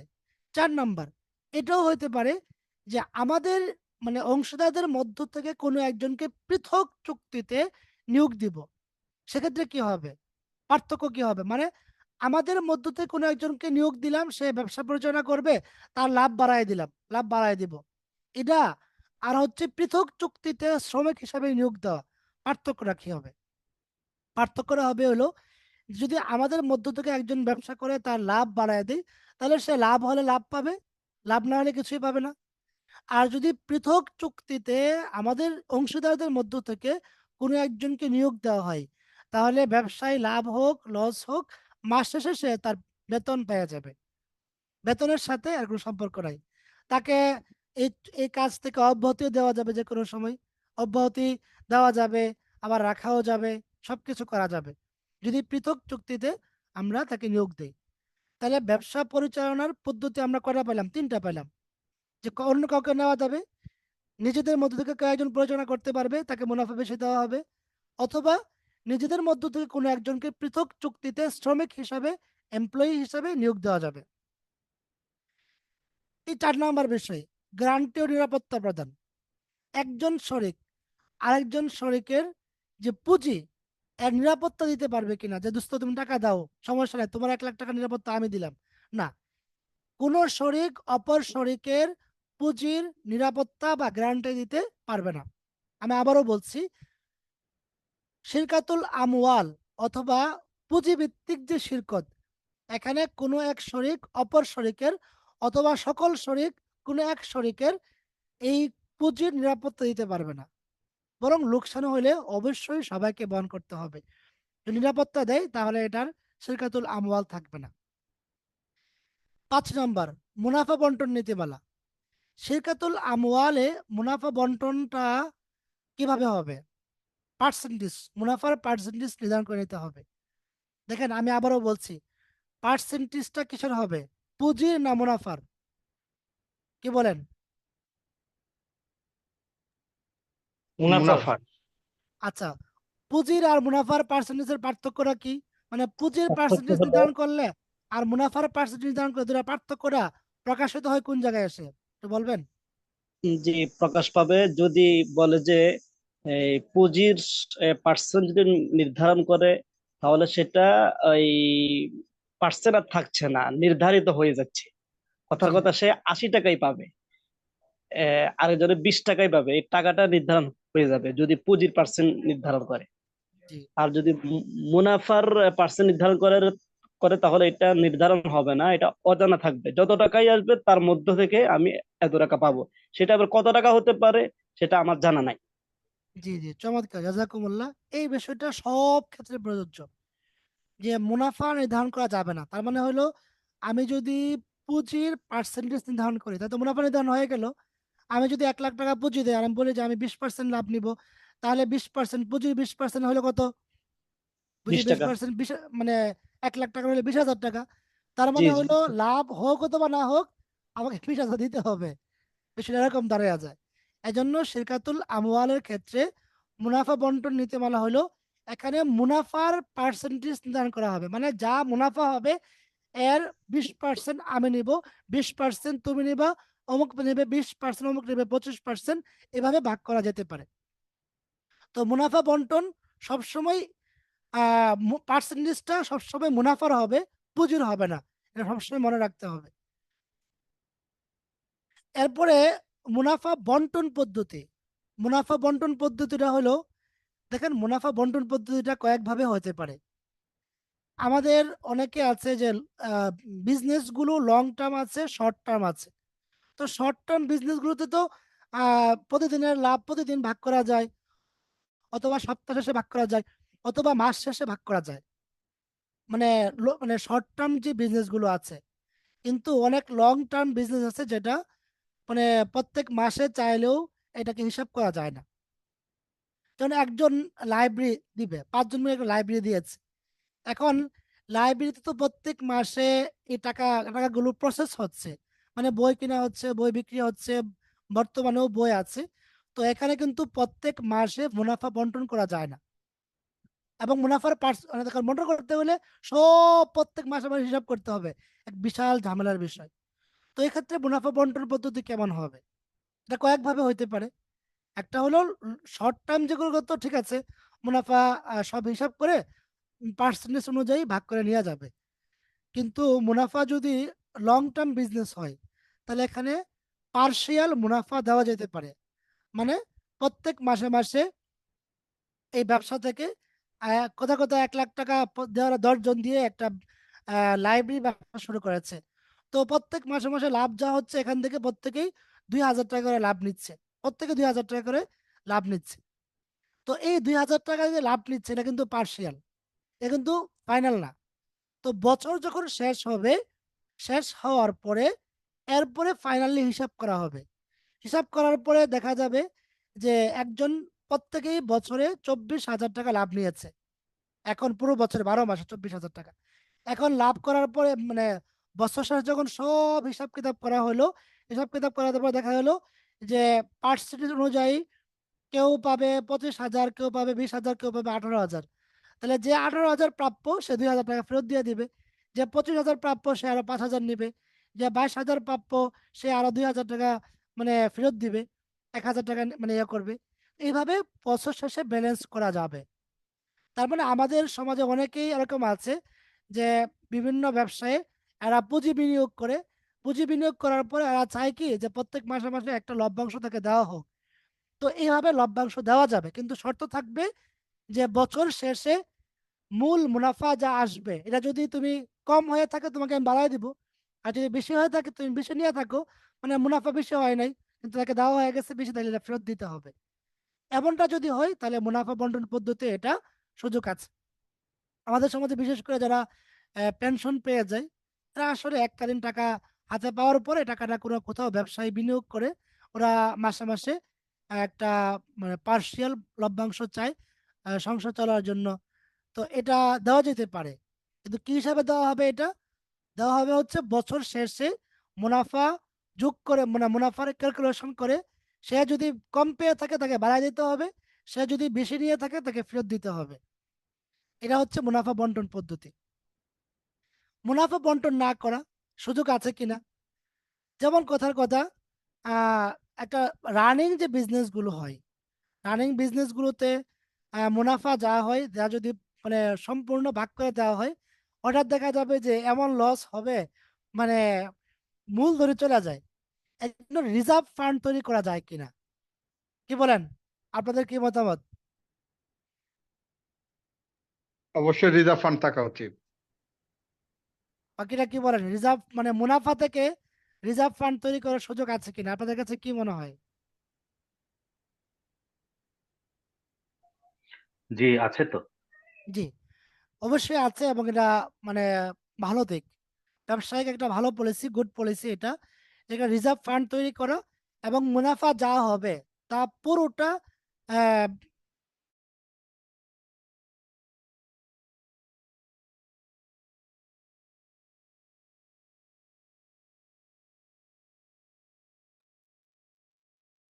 নেটওয়ার্ক পুনঃ ডিসকানেক্টেড হয়ে গেছে।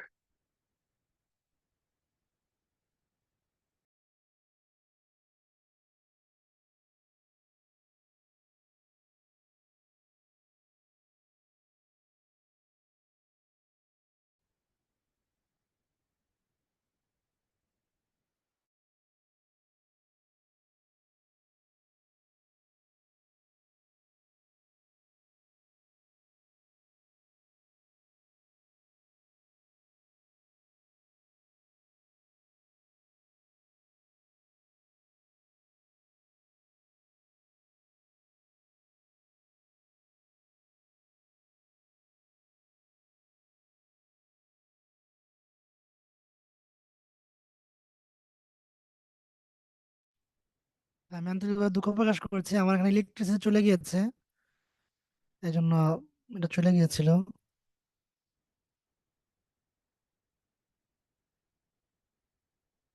জি, তো যেমনটি বলছিলাম, আহ আমার এখন ল্যাপটপে আছে, আমি এরপরে যদি চলে যাই ল্যাপটপের চার্জ শেষ হয়ে গেলে আমি মোবাইলে জয়েন করবো ইনশাল্লাহ। তো যেমনটি বলছিলাম, একটা রিজার্ভ ফান্ড থাকা দরকার। আপনি কি শুনতে পাচ্ছেন আমাকে? জি, শুনতে পাচ্ছি। শুনতে আচ্ছা, জি, পাচ্ছি। শুক্রিয়া, জাজাকুমুল্লাহ। তো একটা রিজার্ভ ফান্ড রাখা দরকার, যে মুনাফা পুরোটা বন্টন না করে এর থেকে একটা পার্সেন্টেজ রিজার্ভ ফান্ডে রাখা হবে। যদি কোনো মাসে লোকসান হয় তাহলে লোকসান না দিয়ে ওই রিজার্ভ ফান্ড থেকে সেটা বহন করা হবে। ইসলামী ব্যাংকগুলো বা ইসলামী আর্থিক প্রতিষ্ঠানগুলো অনেক ক্ষেত্রে এরকমটা করে যে ক্লায়েন্টদের মাঝে, গ্রাহকদের মাঝে পুরো মুনাফাটা বন্টন না করে একটা রিজার্ভ ফান্ডে টাকা রেখে দেয়, এবং গ্রাহক যদি কোনো মাসে লাভ নাও হয় তাহলে সেখান থেকে লস না রিকভারি করে ওই টাকা থেকে লভ্যাংশটা দিয়ে থাকে। এজন্য মনে হয় যে ইসলামী ব্যাংকগুলোতে অনেক সময় যারা তো লস হয় না, আসলে লস হইলেও সেটা অনেক সময় এভাবে রিকভারি করা যায়। তো মুনাফা বন্টন না করে এভাবে রিজার্ভ ফান্ডে রাখা যাবে, বাকি শর্ত হচ্ছে যে কোনো অংশীদার যদি বের হয়ে যেতে চায় ব্যবসা শেষ হওয়ার আগে, তাহলে ওই রিজার্ভ ফান্ড থেকে তার যে অংশটা জমা হয়েছিল সেটা তাকে দিয়ে দিতে হবে। জি, কেউ একজন প্রশ্ন করতে চেয়েছেন? জি, এটা তো আমরা ওই যে প্রফিট ইকুয়ালাইজেশন রিজার্ভ বলি, মানে ব্যাংকগুলোতে বা এই ধরনের একটা নাম থাকে। তো প্রফিট মানে পুরোটা না দিয়ে রিজার্ভ করা যাবে, এটাতে তো কোনো সমস্যা নাই। এখানে যদি আমি ব্যাংকের পার্সপেক্টিভে একটু বলি, ওই বাংলাদেশ ব্যাংকের তো একটা সর্বোচ্চ কত পার্সেন্ট মুনাফা ব্যাংক অফার করতে পারবে ক্লায়েন্টকে, এটা তো একটা মানে বেঁধে দেওয়া আছে, স্মার্ট জি, প্লাস 2.5 এরকম একটা রেট। হ্যাঁ, জি, জি, তো সেই কারণে যদি ধরেন সো প্রফিট ইকুয়ালাইজেশন আসলে একটা বাধ্যবাধকতা আছে। মানে যদি আমি মুদারাবা ফরম্যাটে নিয়ে ধরেন স্মার্ট যদি হয় কথার কথা 9%, 2.5% যদি অ্যাড করি, 11.5%-এর বেশি আমি কাস্টমারকে দিতেই পারবো না। তো জি এমন তো জি হইতেই পারে যে কোনো একটা ব্যাংক ব্যবসা করার পরে 70-30 প্রফিট শেয়ারিং রেশিওতে কাস্টমার 13% পেয়ে যাচ্ছে, কাস্টমারকে কিন্তু দিতে পারবো না। সো ওই অংশটা তো আমাকে in any case profit equalisation ratio রিজার্ভে রাখতে হবে। এখন আমার কথা হচ্ছে যে ওই কাস্টমার ধরেন কিছুদিন পরে, 1 বছর পরে বা 1.5 বছর পরে উনি চলে গেল। তো তারপরে এবং উনি যখন ছিল তখন মুনাফা অনেক বেশি হয়েছে এবং কোন একটা কারণে পুরাটা দেওয়া যায় নাই, রেগুলেটরি কারণ হোক বা রিজার্ভে রাখার জন্য হোক রাখা হয়েছে। তারপরে মুনাফা কমে গেছে। তারপরে আমি ঢুকছি, ধরেন আমি মুদারাবা ফরম্যাটে রাব্বুল মাল হিসাবে আমি এখানে একটা ডিপোজিট করছি এবং তারপরে যে কোনো কারণেই হোক প্রফিট কমে গেছে। তো আমাকে ওই প্রফিট ইকুয়ালাইজেশন রিজার্ভ থেকে আসলে কম্পেনসেট করা হয়েছে। মানে আমাকে যে ইন্ডিকেটিভ রেটে তো আমি চুক্তিবদ্ধ হই নাই, আমি চুক্তিবদ্ধ হয়েছি পিএসআর এই, এবং তাতে আমি ওকে আছি। কিন্তু এক্সপেকটেশন ছিল যে 11% আসবে, দেখা গেল 7% চলে আসছে রিটার্ন। তো ইসলামী ব্যাংক ধরেন আমাকে এসান করলো আরো 2% ওই প্রফিট ইকুয়ালাইজেশন রেশিও থেকে। তো এইখানে এই যতটা যে ঘটনাগুলো বললাম, এখানে আমার আন্ডারস্ট্যান্ডিং এ শরিয়া ভায়োলেশন নাই, এটা একটু পরিষ্কার করবেন যে কোনো শরিয়া ভায়োলেশন আছে কিনা। কিন্তু একটা ইস্যু হচ্ছে যে যেই ব্যক্তির কাছ থেকে মুনাফা একটু কেটে রেখে রিজার্ভ বানানো হয়েছিল, ওই ব্যক্তি এটার তো ব্যাংকিং প্র্যাকটিসে বেনিফিটটা পাচ্ছেন না, পাচ্ছি আমি পরবর্তীতে আইসা। এইটা কি, এটাতে কি কোনো সমস্যা আছে কিনা?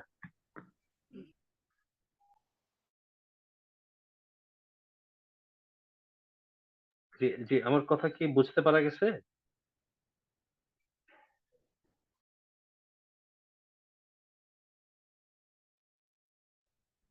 হ্যালো, আমার কথা কি বোঝা গেছে কি?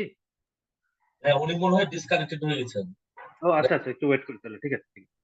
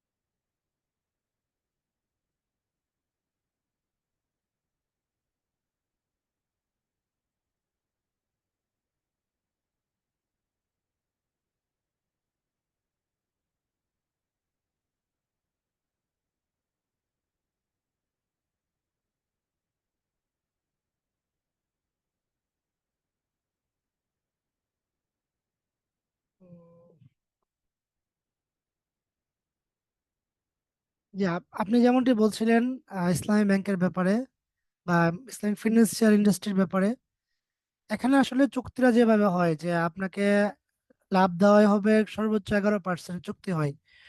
এরপরে বাকি যে অংশটা থাকে প্রফিট থেকে তো আপনাকে এতটুকুই দিয়ে দেওয়া হয়। এমন কি হয় যে প্রফিট যা হয় সেখান থেকে আগে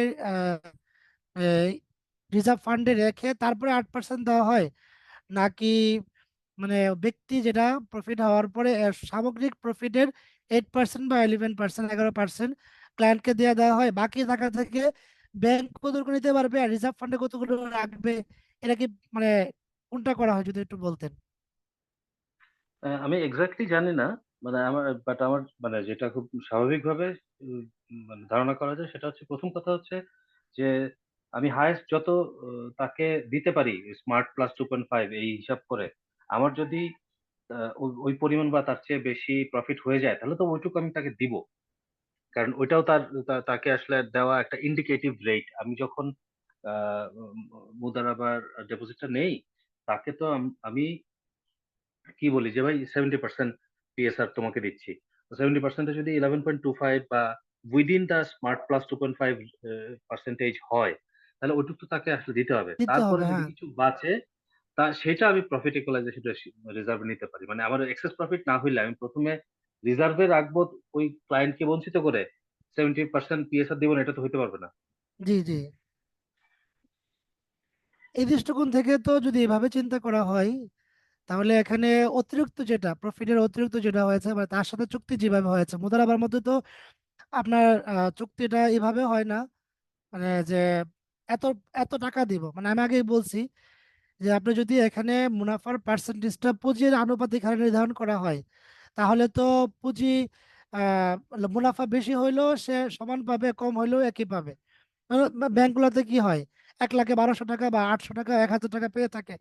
এন্ড ব্যাংক কত টাকা মুনাফা করছে এটা নির্ভর করে না। তো নর্মালি যেটা হয় যে মুনাফার পার্সেন্টেজ যদি নির্ধারণ করা হয়, তাহলে সেক্ষেত্রে আহ ব্যক্তি ক্লায়েন্ট তো মুনাফার পার্সেন্টেজ সে পেয়ে যাচ্ছে। এরপরেও মানে বাকি যেই মুনাফাটা থাকে সেখান থেকে ব্যাংক নেওয়ার পরে বাকিরা যদি রিজার্ভ ফান্ডে রাখে, এটা তো সমস্যা হওয়ার কথা না। আপনি যেটা বলছেন যে কোনো সময় দেখা যায় যে পুরোপুরি লাভ হয় না, এখানে আরেকটা বিষয় কিন্তু ধর্তব্য। সেটা হচ্ছে ব্যাংকে হাজারো লাখো মানুষের মুদারাবার ভিত্তিতে জন্য নেওয়া হয়, সবার টাকাটা একসাথে করে ফেলা হয়, করার পরে এরপরে এটাকে বিজনেস খাতে ইনভেস্ট করা হয়। তো এখানে কিন্তু কার লাভ হচ্ছে কার লাভ হচ্ছে না এটা আসলে ওইভাবে পৃথকভাবে বলা যায় না যে আমার টাকাটা লাভ এই মাসে হয়েছে, অমুক মাসে হয় না, বা বলা যায় না। মৌলিকভাবে ব্যাংকের লাভ হওয়া মানে হলো সব ক্লায়েন্টের লাভ হওয়া। তো না, সেই জায়গাতে জি, ওস্তাদ আমি ওইটা বলি নাই। আমি বলতেছিলাম যে আপনি প্রফিট ইকুয়ালাইজেশন রেশিও রিজার্ভের জন্য, আমার ধরেন এবার 14% আসলে রিটার্ন হিসেবে আমি 11% ক্লায়েন্টকে দিয়ে দিছি, এবং এটাই হচ্ছে হাইয়েস্ট রেগুলেটর আমাকে জি, অ্যালাউ জি। করে। 3% আমি রেখে দিছি, হ্যাঁ। তো কিন্তু যদি স্ট্রিক্টলি রেগুলেটর যদি আমাকে কোনো স্মার্ট প্লাস 2.5 এইসব রেট যদি না দিত, না দেয়, হ্যাঁ। তাহলে তো 70%-এ ও হয়তো 14%ই, আর সেভেন্টি একটু পার্সেন্ট বেশি পাইতো। দিয়েছে, ওটা 14%ই পাইতো। আমি স্টিল তার কাছ থেকে রাখতেছি কেটে, এবং ও যদি চলে যায়, তারপরে যদি আমি ওইখানে মুদারাবা ডিপোজিট করি, এবং জি, তারপরে জি। যদি রিটার্ন কমে যায়, জি, এবং সেক্ষেত্রে আমাকে তো আপনি কম্পেনসেট করবেন ওই ফান্ড থেকে। তো আমার কথা হচ্ছে জি, যে জি। আপনি কম নিয়ে, আপনি 14% নিতে পারতেন 70-30-তে, আপনাকে ব্যাংক দিলে 11%। আর মানে আহ, আপনার প্রফিট একটু কেটে রেখে পরবর্তী লস হইলে বা কম প্রফিট হইলে পরবর্তী কাস্টমারকে কম্পেনসেট করা হইতেছে। আমি এটা যা জানতে চাচ্ছি যে এটা কি শরিয়া কোনো ভায়োলেশন? চুক্তিতে এরকম হ্যাঁ, আছে তো কোনো অসুবিধা অবশ্যই তো আছে। নাই। যদি না, না, যদি চুক্তিতে এরকম করা থাকে, কাগজে কলমে লেখা থাকে, তাতে সমস্যা নাই। কিন্তু যদি না থাকে, তাহলে তো এটা কিন্তু প্রথম ক্লায়েন্টের হক, এটা তার প্রাপ্য। এটা তো তার প্রাপ্য যদি তাকে না দেওয়া হয়, তাহলে সেটা অন্যজনকে দেওয়া হয়, তাহলে তো এটার সুযোগ নাই। আচ্ছা, ওকে, ঠিক আছে, জি। জি। আর তারপরে আমরা আহ এখানে শিরকাতুল আমওয়ালের ক্ষেত্রে লোকসান বহনের নীতিমালা আমরা এটা বলেছি, যে শিরকাতুল আমওয়াল কিন্তু খুব মনে রাখতে হবে এই বিষয়টা, এটা নোট করে রাখার মতো একটা বিষয়, যে শিরকাতুল আমওয়ালের ক্ষেত্রে মানে পুঁজি দিয়ে যদি অংশীদার হয়, লাভ বা মুনাফা যেভাবে ইচ্ছা এইভাবে নির্ধারণ করা যেতে পারে, কিন্তু লস প্রত্যেকের পুঁজি অনুপাতে হবে। মানে লস এখানে দেখার প্রয়োজন নাই যে কে কতটুকু মুনাফা নিচ্ছে, এটা দেখার বিষয় না। দেখার বিষয় হচ্ছে লস হলে যার যত পুঁজি সে পুঁজির আনুপাতিক হারে লস বহন করবে। তারপরে হচ্ছে শিরকত চুক্তি শেষ করা। শেষ করার কয়েকটা পদ্ধতি হতে পারে। একটা হলো শর্ট টার্ম বিজনেস ছিল, বিজনেস শেষ, চুক্তি শেষ করে দেবে, এত সহজ বিষয়। সবাই মুনাফা এবং পুঁজি ভাগ করে নেওয়া যাবে। আর যদি কোনো পণ্য থাকে, তাহলে কিভাবে করবে? তো যদি এখানে পণ্য থাকে, তাহলে পণ্যটাকে কয়েক ভাগে ভাগ করা যায়। একটা হলো পণ্য যার যার ভাগে আছে, মনে করেন শিরকত চুক্তিতে টাকা দিয়ে কিছু প্যান্ট কিনেছিল, কিন্তু সবগুলো প্যান্ট বিক্রি করার পরে মাস শেষ, আর ব্যবসা করবে না, কিন্তু দেখা গেল 10-12টা প্যান্ট রয়ে গেছে। এই প্যান্টগুলো কি করবে? এটা এটা করা যায় যে এই প্যান্টগুলো একটা মূল্য ধার্য করে তারপরে মূল্যটা অংশীদাররা ভাগ করে নিয়ে যাবে, অথবা প্যান্টগুলোই সবাই ভাগ করে নিয়ে যাবে, অথবা প্যান্টগুলো তৃতীয় কারো কাছে বিক্রি করে দিবে, বিক্রি করে দিয়ে আর মূল্যটা সবাই ভাগ করে নিয়ে যাবে। এভাবে শিরকত চুক্তি শেষ করা যায়। তো পণ্য অবস্থায় বন্টন পদ্ধতি আমি বললাম যে অংশীদারদের কোনো একজন এই সবগুলো পণ্য নিয়ে নিতে পারে মূল্য ধার্য করে, অথবা তৃতীয় কারো কাছে সেই পণ্যগুলো বিক্রি করে দিয়ে দেওয়া যায়। নির্ধারিত সময়ের আগে চুক্তি রহিত না করার শর্তারোপ করা যাবে কিনা? এরকম হয় যে 4-5 জন মিলে অংশীদারি চুক্তি শুরু করেছে, কয়েকদিন যাওয়ার পর একজন বলে যে আমি আর করবো না, তাহলে তো অন্যরা বিপদে পড়ে যাবে, বিপাকে পড়ে যাবে। তো এই ক্ষেত্রে এরকম শর্ত করা যাবে মানে চুক্তি শুরু করার আগে যে আমরা এই অংশীদারি চুক্তি শুরু করছি, এর শেষ করার আগ পর্যন্ত কেউ এর থেকে বাহির হইতে পারবে না। হ্যাঁ, কেউ যদি বের হয়ে যায় তাহলে সেক্ষেত্রে কি করা যেতে পারে, সেটা হচ্ছে তার শেয়ারটা অন্য কারো কাছে বিক্রি করে দিতে পারবে সে। এখন অন্য কেউ এই অংশীদারদের কোনো একজন হইতে পারে, অথবা যদি বাহিরের কেউ হয় তাহলে এই অংশীদারদের যদি কোনো আপত্তি না থাকে তাহলে বাহিরের কেউ হইতে পারে। বাকি একটা বিষয় থাকে যে অংশীদারদের কেউ এই আরেকজনের শেয়ার ক্রয়ের চুক্তি করতে পারবে কিনা। কথার কথা, সিস্টেমটা এরকম যে এখানে 10 জন শেয়ার, 10 জনে প্রত্যেকে একটা করে শেয়ার কিনতে পারবে, কিন্তু কোনো একজনের নিয়ত হলো মনে মনে যে আমি 2টা শেয়ার নিতে চাই, কিন্তু সে নিতে পারবে না। এজন্য সে তার বন্ধুকে বলছে, দোস্ত তুমি একটা শেয়ার কিনো, কেনার পর 1 মাস পরে তুমি বলবা যে তোমার শেয়ার তুমি রাখবে না, তাহলে আমি কিনা নেবো, তোমার কাছ থেকে আমি শেয়ার কেনার কি করলাম, ওয়াদা করলাম। এই গোপনে বা প্রকাশ্যে একজন অংশীদার অপর অংশীদারের শেয়ার ক্রয় করে নেওয়ার ওয়াদা বা অগ্রিম কোনো চুক্তি করতে পারবে না। হ্যাঁ, চুক্তি ছাড়াই এমনি যদি একটা প্রেক্ষাপট আসলো কোনো একজন অংশীদার তার শেয়ার বিক্রি করে দেবে, তাহলে অপর অংশীদাররা সেটা কিনে নিতে পারবে। সর্বশেষ শিরকাতুল আমওয়ালের বিষয় যেটা জানতে হবে সেটা হচ্ছে শিরকাত যদি ফাসেদ হয়ে যায় তাহলে কি বিধান, ফাসেদ কেন হয়। কথার কথা, 4 জন মিলে পুঁজি দিয়ে একটা ব্যবসা শুরু করেছে, কিন্তু কে কত পার্সেন্ট লাভ নিবে এটা নির্ধারণ করা হয়নি, শিরকত ফাসেদ। অথবা আহ, লাভ নির্ধারণ করা হয়েছে মুনাফার না বরং পুঁজির, প্রত্যেকে 1 লাখ টাকা করে পুঁজি দিয়েছে, প্রত্যেকে বলছে যে আমরা পুঁজি অনুপাতে মুনাফা নিব, যে পুঁজি যতটুকু সেই হিসাবে মুনাফা নিব, তাহলে সেটাও শিরকত ফাসেদ হয়ে যাবে। তো এরকম ভাবে শিরকত ফাসেদ হওয়ার আরো যে পদ্ধতিগুলো আছে, কোনো একটা কারণে যদি শিরকত ফাসেদ হয়ে যায় তাহলে কি বিধান? তাহলে বিধান হলো যে মুনাফাটা পুঁজি অনুপাতে ভাগ হবে, মুনাফা পুঁজি অনুপাতে ভাগ হবে। আর এক্ষেত্রে যদি শিরকতটাকে সঠিক করতে চাই তাহলে সামনের ভার যখন আবার পুনরায় নতুন চুক্তি করবে তখন মুনাফা কে কত পার্সেন্ট নিবে এটা নির্ধারণ করে নিতে হবে, এবং লোকসান হলে যে প্রত্যেকের পুঁজি অনুপাতে ওটা বহন করবে সেটাও নির্ধারণ করে, সেটাও আগে উল্লেখ করে নিতে হবে, তাহলে শিরকত ফাসেদ হবে না। এই ছিল শিরকাতুল আমওয়ালের ব্যাপারে গুরুত্বপূর্ণ কিছু বিষয়।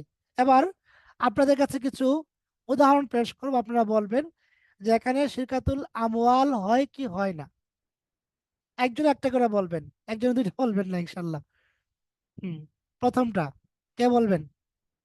একজনের একটি নৌকা আছে, সে অপর 3 জনের সাথে চুক্তি করলো যে তারা নৌকা ভাড়া খাটাবে, দিন শেষে যা উপার্জন হবে তা 4 ভাগে ভাগ হবে, চতুর্থ ভাগটি হবে নৌকার মালিকের। 3 জন লোক, একজনের নৌকা আছে বাকি 2জনের কিছু নাই, তো একজন নৌকার 2জন নৌকা চালাবে, একজন ভাড়া উঠাবে, তো 3 জন মিলে শ্রম দিবে। আমুয়াল হবে না, কেন হবে না? মানে এখানে পুঁজি পুঁজি দেওয়া বাধ্যতামূলক, ওনারা তো। জি, জি শুক্রিয়া, এখানে পুঁজি দেওয়া বাধ্যতামূলক, এখানে একজনের নৌকা আছে মানে পুঁজি আছে, বাকি 2জনের পুঁজি নেই, এজন্য শিরকাতুল আমওয়াল হবে না। ধন্যবাদ, জাজাকুমুল্লাহ।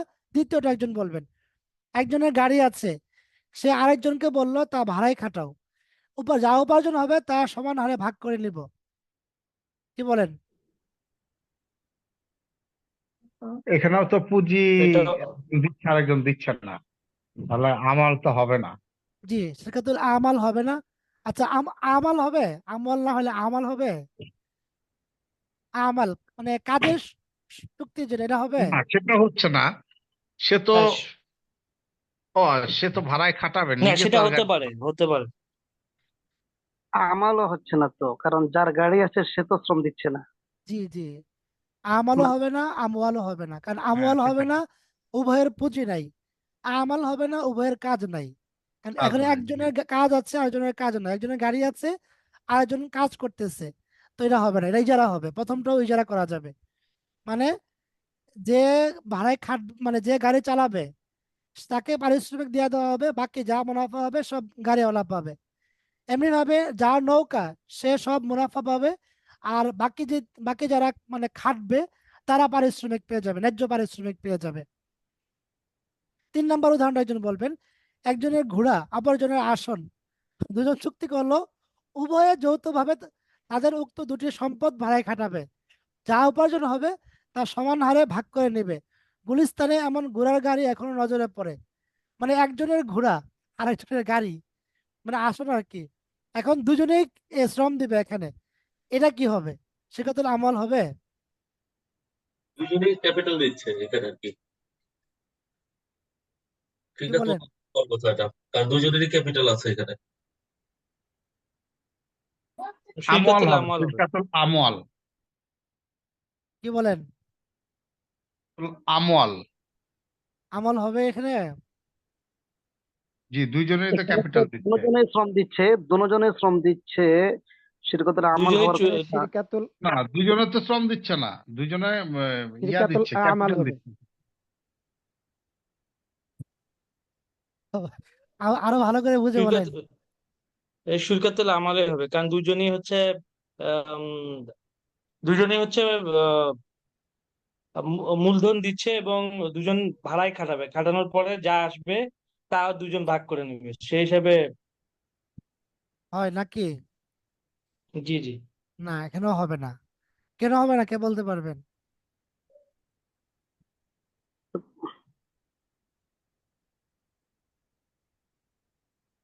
আমরা কিন্তু একটু জি, উদাহরণটা আরেকবার একটু বলেন তো। এই যে আপনার স্ক্রিনে আছে, তো স্ক্রিনে আছে 3 নম্বর। আচ্ছা। একজনের ঘোড়া, মানে গুলিস্তানে যেমন থাকে ঘোড়া, একজনের ঘোড়া আরেকজনের গাড়ি, একজনের ঘোড়া আরেকজনের গাড়ি, এবং দুজনে চুক্তি করলো উভয়ে যৌথভাবে তাদের দুটি সম্পদ ভাড়ায় খাটাবে, উপার্জন যা যা হবে তা সমান হারে ভাগ করে নেবে। ভাড়ায় খাটাবে এখানে বলতে আরেকজনকে দিয়ে দিবে, নাকি নিজেদের কাছে নি- রেখে মানুষ ইয়ে করবে? মানুষ নিজেরা রেখেও করতে পারে, অন্যদেরকে দিতেও পারে। এটা কি যদি নিজেদের কাছে প্রিন্সিপাল থাকে মানে তাহলে তো শিরকাতুল আমাল হচ্ছে। আমওয়াল হবে বলতেছি কিনা, আমওয়াল। হ্যাঁ, এটা কি এই যে ঘোড়া এবং এটা এক ধরনের অ্যাসেট, সরি, দেখেন, পুঁজি, আর সিট এটা কি আরেক ধরনের পুঁজি, এই কারণে না হবে না, না এখানে বলতেছেন? এখানে আমি কিন্তু বলে আসছিলাম যে শেখাতুল আমওয়ালের পুঁজির ক্ষেত্রে গুরুত্বপূর্ণ বিষয় হচ্ছে পুঁজিটা টাকা হতে হবে। ও, আর যদি ইয়েস ইয়েস। ও এবং আচ্ছা আচ্ছা। টাকায় যদি না হয়, যদি বস্তু হয়, তাহলে বস্তুর এরকম হতে হবে যে এই বস্তুটা সেল হয়, নট কি ইউজুফ্রাক্ট। এখানে বেনিফিটের মধ্যে কি হচ্ছে, এখানে কিন্তু ঘোড়া সেল হচ্ছে না, ঘোড়ার মানফাত বা ইউজুফ্রাক্টটা এখানে ব্যবহার হচ্ছে। আসন যেটা সেটাও কিন্তু সেল হচ্ছে না, মানে এটা একটা মানফাত, উপকারিতা, সার্ভিসটা এখানে কি হচ্ছে, মানে বিনিয়োগ হচ্ছে। তো সার্ভিস বিনিয়োগ হলে পুঁজি তো বিনিয়োগ হচ্ছে না, এজন্য এখানে শেরকাতুল আমওয়াল হবে না। আশা করি আমরা বুঝতে পেরেছি। জি জি, বুঝতে পারছি। জি। তো 4 নম্বর হচ্ছে একজনের ভ্যান গাড়ি, আর তাকে আরেকজন প্রস্তাব দিল তাদের সবজি বিক্রি করবে, যা আয় হবে তার জন্য ভাগ করে নেবে, এটা তো হবে না, শেরকাতুল আমওয়াল হবে না, না, কারণ এটা হলো হবে না। একজনের ভ্যান গাড়ি। 5 নম্বর, একজনের ব্যাগের দোকান, অপরজন বলল তাতে কসমেটিকের জিনিসপত্র বিক্রি করবে। চুক্তি হলো কসমেটিক বিক্রি করে যা আয় হবে তা অর্ধাধিক হারে বন্টন হবে। এটা হবে কিনা বলেন, এটা কি এটা হবে? আমল হবে, এটা হবে, নিশ্চিত? হওয়া উচিত। হওয়া উচিত। আচ্ছা। আর ওই প্রোডাক্টটাই তো বিক্রি করতেছে। না, একজনের তো ব্যাগের দোকান আছে, সে তো আমল হতে পারে না, তো দুজন পুঁজি নিয়োগ করার কথা ছিল। এবার সে সে তার দোকানকে দিচ্ছে। এখানে গুরুত্বপূর্ণ বিষয় যেটা শেষটাতে, দেখেন কসমেটিক কিন্তু দুইজনের না, এমন কিন্তু বলে নাই যে কসমেটিক বিক্রি করে যা অর্ধেক ভাগ আয় হবে তা অর্ধাধিক ভাগ করে নেবে। তার মানে কসমেটিকে কিন্তু অপরজনের শরিক নাই। আর যদি এটা জি জি, বলতো এটাই বলছি। যে একজনের ব্যাগ দিয়েছে আরেকজন কসমেটিক দিয়েছে, দোকান থেকে যা লাভ হবে এই কসমেটিক এবং ব্যাগ বিক্রি করে তা উভয়ে ভাগ করে নেবে, তাহলে বুঝতাম আমরা যে ব্যাগ এবং কসমেটিক দিয়ে পুঁজি দিয়েছে, এরপরে হচ্ছে ভাগ করে নেবে। কিন্তু একজনের কসমেটিকের ব্যাগের দোকান আছে, সে কিছু দিবে না, সে শুধু দোকান দিবে। আর আরেকজনের কসমেটিক দিবে, বিক্রি করে কসমেটিকের লাভটা ভাগ করে নেবে। এখানে কিন্তু পুঁজি কি উভয়ের পক্ষ থেকে পাওয়া যাচ্ছে? না, বলেন। তাহলে হবে না, ইজারা করতে হবে তাহলে। পাওয়া যাচ্ছে না, এখানে ইজারা হবে, মানে ব্যাগের দোকানওয়ালা জি সে ভাড়া পেয়ে যাবে, আর কসমেটিক বিক্রি করা যা লাভ হবে পুরোটা কে পাবে? কসমেটিকওয়ালা পাবে। এখান থেকে সে ভাড়া দিয়ে দেবে দোকানের। তা আশা করি আমরা শিরকাতুল আমওয়ালের বিষয়টা আমাদের কাছে ক্লিয়ার হয়েছে। শিরকাতুল আমাল এবং আমওয়ালের একটি তুলনামূলক পর্যালোচনা যদি আমরা করি, যেখানে মিল এবং অমিলের দিকও আছে। মিলের দিকগুলো হলো যে উভয় জায়গাতেই অমিলের দিকটা যদি বলি, যে স্লিপিং পার্টনার মানে কাজ করব না, এই সুযোগ শিরকাতুল আমওয়ালে আছে। মানে শিরকাতুল আমওয়ালে পুঁজি দেওয়ার পাশাপাশি কাজ করতেও পারে, আবার কাজ করবো না এই কথা বলার সুযোগও আছে। কিন্তু শিরকাতুল আমাল যেটা কাজ, সেখানে কাজ করতে হবে, কাজ না করার সুযোগ নাই। মানে শিরকাতুল আমলে তো পুঁজি লাগে আমলে, সেখানে পুঁজি দেওয়ার পরে কাজ করতে হবে, কারণ এটা আমাল, কাজ না করার সুযোগ নাই। কিন্তু শিরকাতুল আমওয়ালে পুঁজি দেওয়ার পাশাপাশি কাজ না করার সুযোগ আছে, সাইলেন্ট পার্টনারের সুযোগ আছে অথবা নাই। শিরকাতুল আমাল এবং আমওয়ালের মিলের দিক হলো উভয় জায়গায় পুঁজি লাগতে পারে বর্তমান প্র্যাকটিস অনুযায়ী। মানে শিরকাতুল আমালও পুঁজি লাগে কোনো কোনো ক্ষেত্রে, শিরকাতুল আমওয়ালও কোনো কোনো ক্ষেত্রে পুঁজি লাগে। এবং কাজের বিষয়টা, শিরকাতুল আমালেও কাজ করার সুযোগ আছে, কাজ করতে হয়, আর শিরকাতুল আমওয়ালেও কাজ করার সুযোগ আছে। এই হলো মিলের দিক। আচ্ছা, যাই হোক, এরপরে হলো শিরকাতুল বুজু। শিরকাতুল বুজু হলো লায়াবিলিটি পার্টনারশিপ। আমাদের এরকম বর্তমানে অনেকে আছে, আপনারা গ্রামীণ এলাকায় দেখেছেন, বর্তমানে অনলাইন বিজনেস যারা করে এরা কিন্তু পণ্য কিনে না, বরং পণ্য বাকিতে আয়না বিক্রি করে এরপরে টাকা দিয়ে দেয় সবকে। আমরা যারা ট্রেনে ট্রেনে চড়েছি, আপনারা দেখবেন যে রেল স্টেশনে অনেক অনেক মানুষ পানি বিক্রি করে। এরা কিন্তু একজনের কাছ থেকে, কোনো একজন দোকানদারের কাছ থেকে বাকিতে পানি নিয়ে আসে, আয়না পানি বিক্রি করে এরপর ওখানে টাকা দিয়ে দেয়, লাভটা সে নিয়ে নেয়। তো এখানে কি হয়, এই যদি চারজন বন্ধু মিলে চিন্তা করা যেত, চলো আমরা চারজন মিলে ওখান থেকে বাকি আনবো, চারজনের জিম্মায় 4 লাখ টাকার বাকি প্রোডাক্ট কিনে আনবো আয়না, এটা বিক্রি করে এরপরে তাদের লাভ বা তাদের মূল মানে পাওনা আমরা পরিশোধ করে দেব। এখানে কি হলো, এখানে ঋণের দায়ভারটা 4 বন্ধু মিলে নিজের কাঁধে নিল, বাকিতে পণ্য বিক্রি করে। তাহলে শিকাতুল বুজু মানে হলো বাকিতে পণ্য এনে এরা এই ঋণের দায়ভার নিজেদের কাঁধে নিয়ে পণ্য বিক্রি করবে, ব্যবসা করবে, লাভ যা হবে তা এরা পার্সেন্টেজ অনুযায়ী ভাগ করে নিবে, এরকমটা হইতে পারে।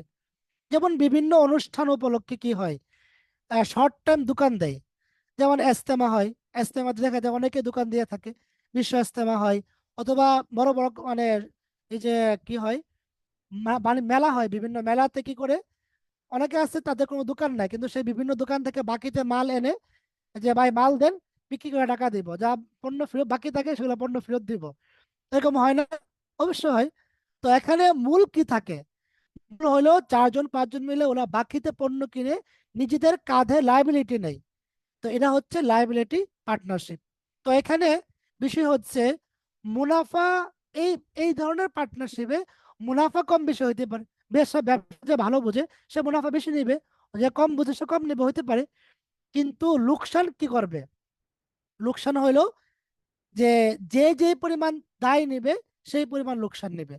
কেউ দায় নিয়েছে 40%, তাহলে সে 40% মানে লোকসান নেবে। বাকি মুনাফা, যে যে দায় কম নিবে সে তার দায়ের আনুপাতিক হার থেকে অনেক বেশি পরিমাণে মুনাফা নিতে পারবে না, এটা মনে রাখতে হবে।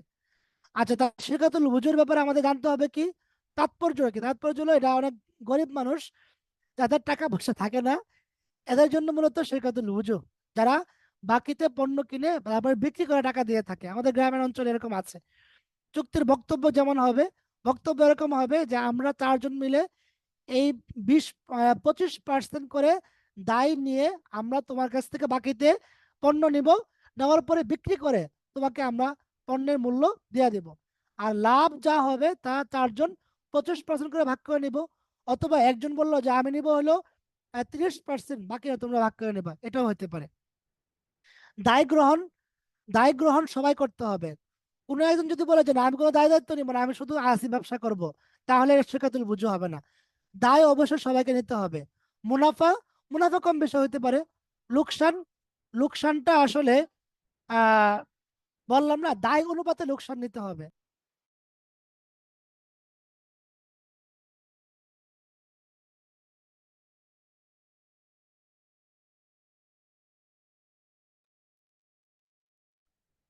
তো প্রচলিত কিছু উদাহরণ আমরা বলেছি, যে আমাদের যারা বিভিন্ন সময় বিভিন্ন মেলাতে, বিভিন্ন অকেশনে বিভিন্ন কিছু এনে বিক্রি করে, ওরা আসলে বাকিতে এনে বিক্রি করে, দায় নিয়ে দায়ভার গ্রহণ করে, এটা হলো শেখাতুল বুজু। এখানে এই দায় গ্রহণের মধ্যে কম বেশটা কিভাবে হবে? যেমন জি বলেছেন যে চার, লোকসানটার এই নিবে দায় হিসাবে, দায়ের জি যার বেশি হবে লোকসানটা সে বেশি নেবে, দায় কম জি বেশটা কিভাবে হবে? দায় কম বেশটা এরকম হইতে পারে যে আপনি ব্যবসা ভালো বুঝেন, কিন্তু আপনার আর্থিক সঙ্গতি কম। আমি ব্যবসা কম বুঝি, আমার আর্থিক সঙ্গতি ভালো। তো আমি বললাম যে ঠিক আছে, দোকানদারকে বললাম যে ভাই আমি আপনার কাছ থেকে এত এত মাল নেবো আমরা দুজন মিলে, এবং এই টাকার দায়ভার হলো 80% আমার আর 20% আপনার। তো দোকানদার সাথে চুক্তি হলো এইভাবে, যে তার কাছ থেকে যে 1 লাখ টাকা বাকি নিয়েছি, 80,000 টাকা দায়ভার আমার আর 20,000 টাকা আপনার, এটা হলো দায়ভার নেওয়া। তারপরে আমি আপনি বিক্রি করতে এসে আমি বললাম যে আপনি যেহেতু ভালো বিক্রি করতে পারেন, বিজনেস পলিসি ভালো বুঝেন, সুতরাং মুনাফা যা হবে এর 60% আপনি নেবেন আর 20% আমি নিব। এভাবে চুক্তি করে আমরা ব্যবসা শুরু করলাম। তো এখানে যদি লস হয়, দোকানদার কিন্তু 80% এর জন্য আমাকে ধরবে আর 20%-এর জন্য আপনাকে ধরবে, যদিও লাভ আপনার 60%, আমার 40%। বুঝতে পেরেছি? জি, জি। জি শুক্রিয়া। আচ্ছা, এটা ছিল হলো শিরকাতের ব্যাপারে আমাদের আজকের আলোচনা। আমরা আজকে যা যা পড়েছি, শিরকতের প্রকার পড়েছি, শিরকাতের বিশেষ করে শিরকাতুল আমাল, আমওয়াল এবং ওযু পড়েছি। এবার আমরা আরেকটা স্লাইডে কোম্পানির বিষয় একটা দেখবো। শুধুমাত্র একটা ক্লাসেই কিন্তু 1.5 ঘন্টা নেওয়া যায়। তারপরে আরেকটা টপিক আছে, যেহেতু আমি সেটা আরেকটা স্লাইড করেছি, আমি আপনাকে শেয়ার করছি, একটু সময় দিবেন, জাযাকুমুল্লাহ।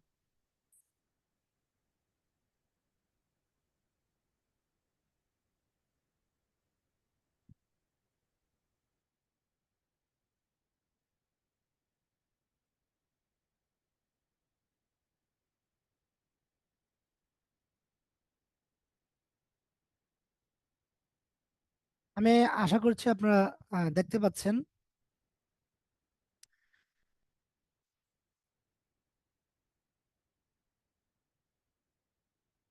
টপিকটা হলো এটা, যে introduction and types of company, formation of modern company, association and company in the light of sharia, company and sharia. আমরা এই টপিকগুলো দেখব। আমরা আশা করি শিরকতের ব্যাপারে আপনাদের কনসেপ্ট ক্লিয়ার হয়েছে, এবং বেশ কিছু উদাহরণ আপনারা দেখেছেন শিরকাতুল আমাল এবং আমওয়ালের, বিশেষ করে কোম্পানির বিষয়টা আমরা দেখব। তো তার আগে আমরা এখানে দেখব যে মালিকানার দৃষ্টিকোণ থেকে ব্যবসায়িক কারবার কয় ধরনের হয়ে থাকে। মালিকানার দৃষ্টিকোণ থেকে ব্যবসায়িক কারবারগুলো মৌলিকভাবেই 3 ধরনের হয়ে থাকে বর্তমান বিজনেস প্র্যাকটিস অনুযায়ী। একটা হলো এক মালিকানাধীন কারবার বা ব্যবসা, প্রাইভেট প্রপাইটরশিপ। আপনারা দেখেছেন, আপনারা এর এই এই পর্যন্ত যে চুক্তিগুলো পড়েছেন, আপনারা এবং যেগুলো পড়বেন, মুদারাবা, মুশারাকা, সালাম, ইস্তিসনা, ইজারা, সবগুলো মৌলিকভাবে এক মালিকানাধীন কারবার বা প্রাইভেট প্রপাইটরশিপের মধ্যে পড়ে। কোনো একজন ব্যক্তি নিজ উদ্যোগে যদি কোনো ব্যবসা করে, সেটাকে বলা হবে প্রাইভেট প্রপাইটরশিপ। 2 নম্বর হলো অংশীদারি ব্যবসা, পার্টনারশিপ।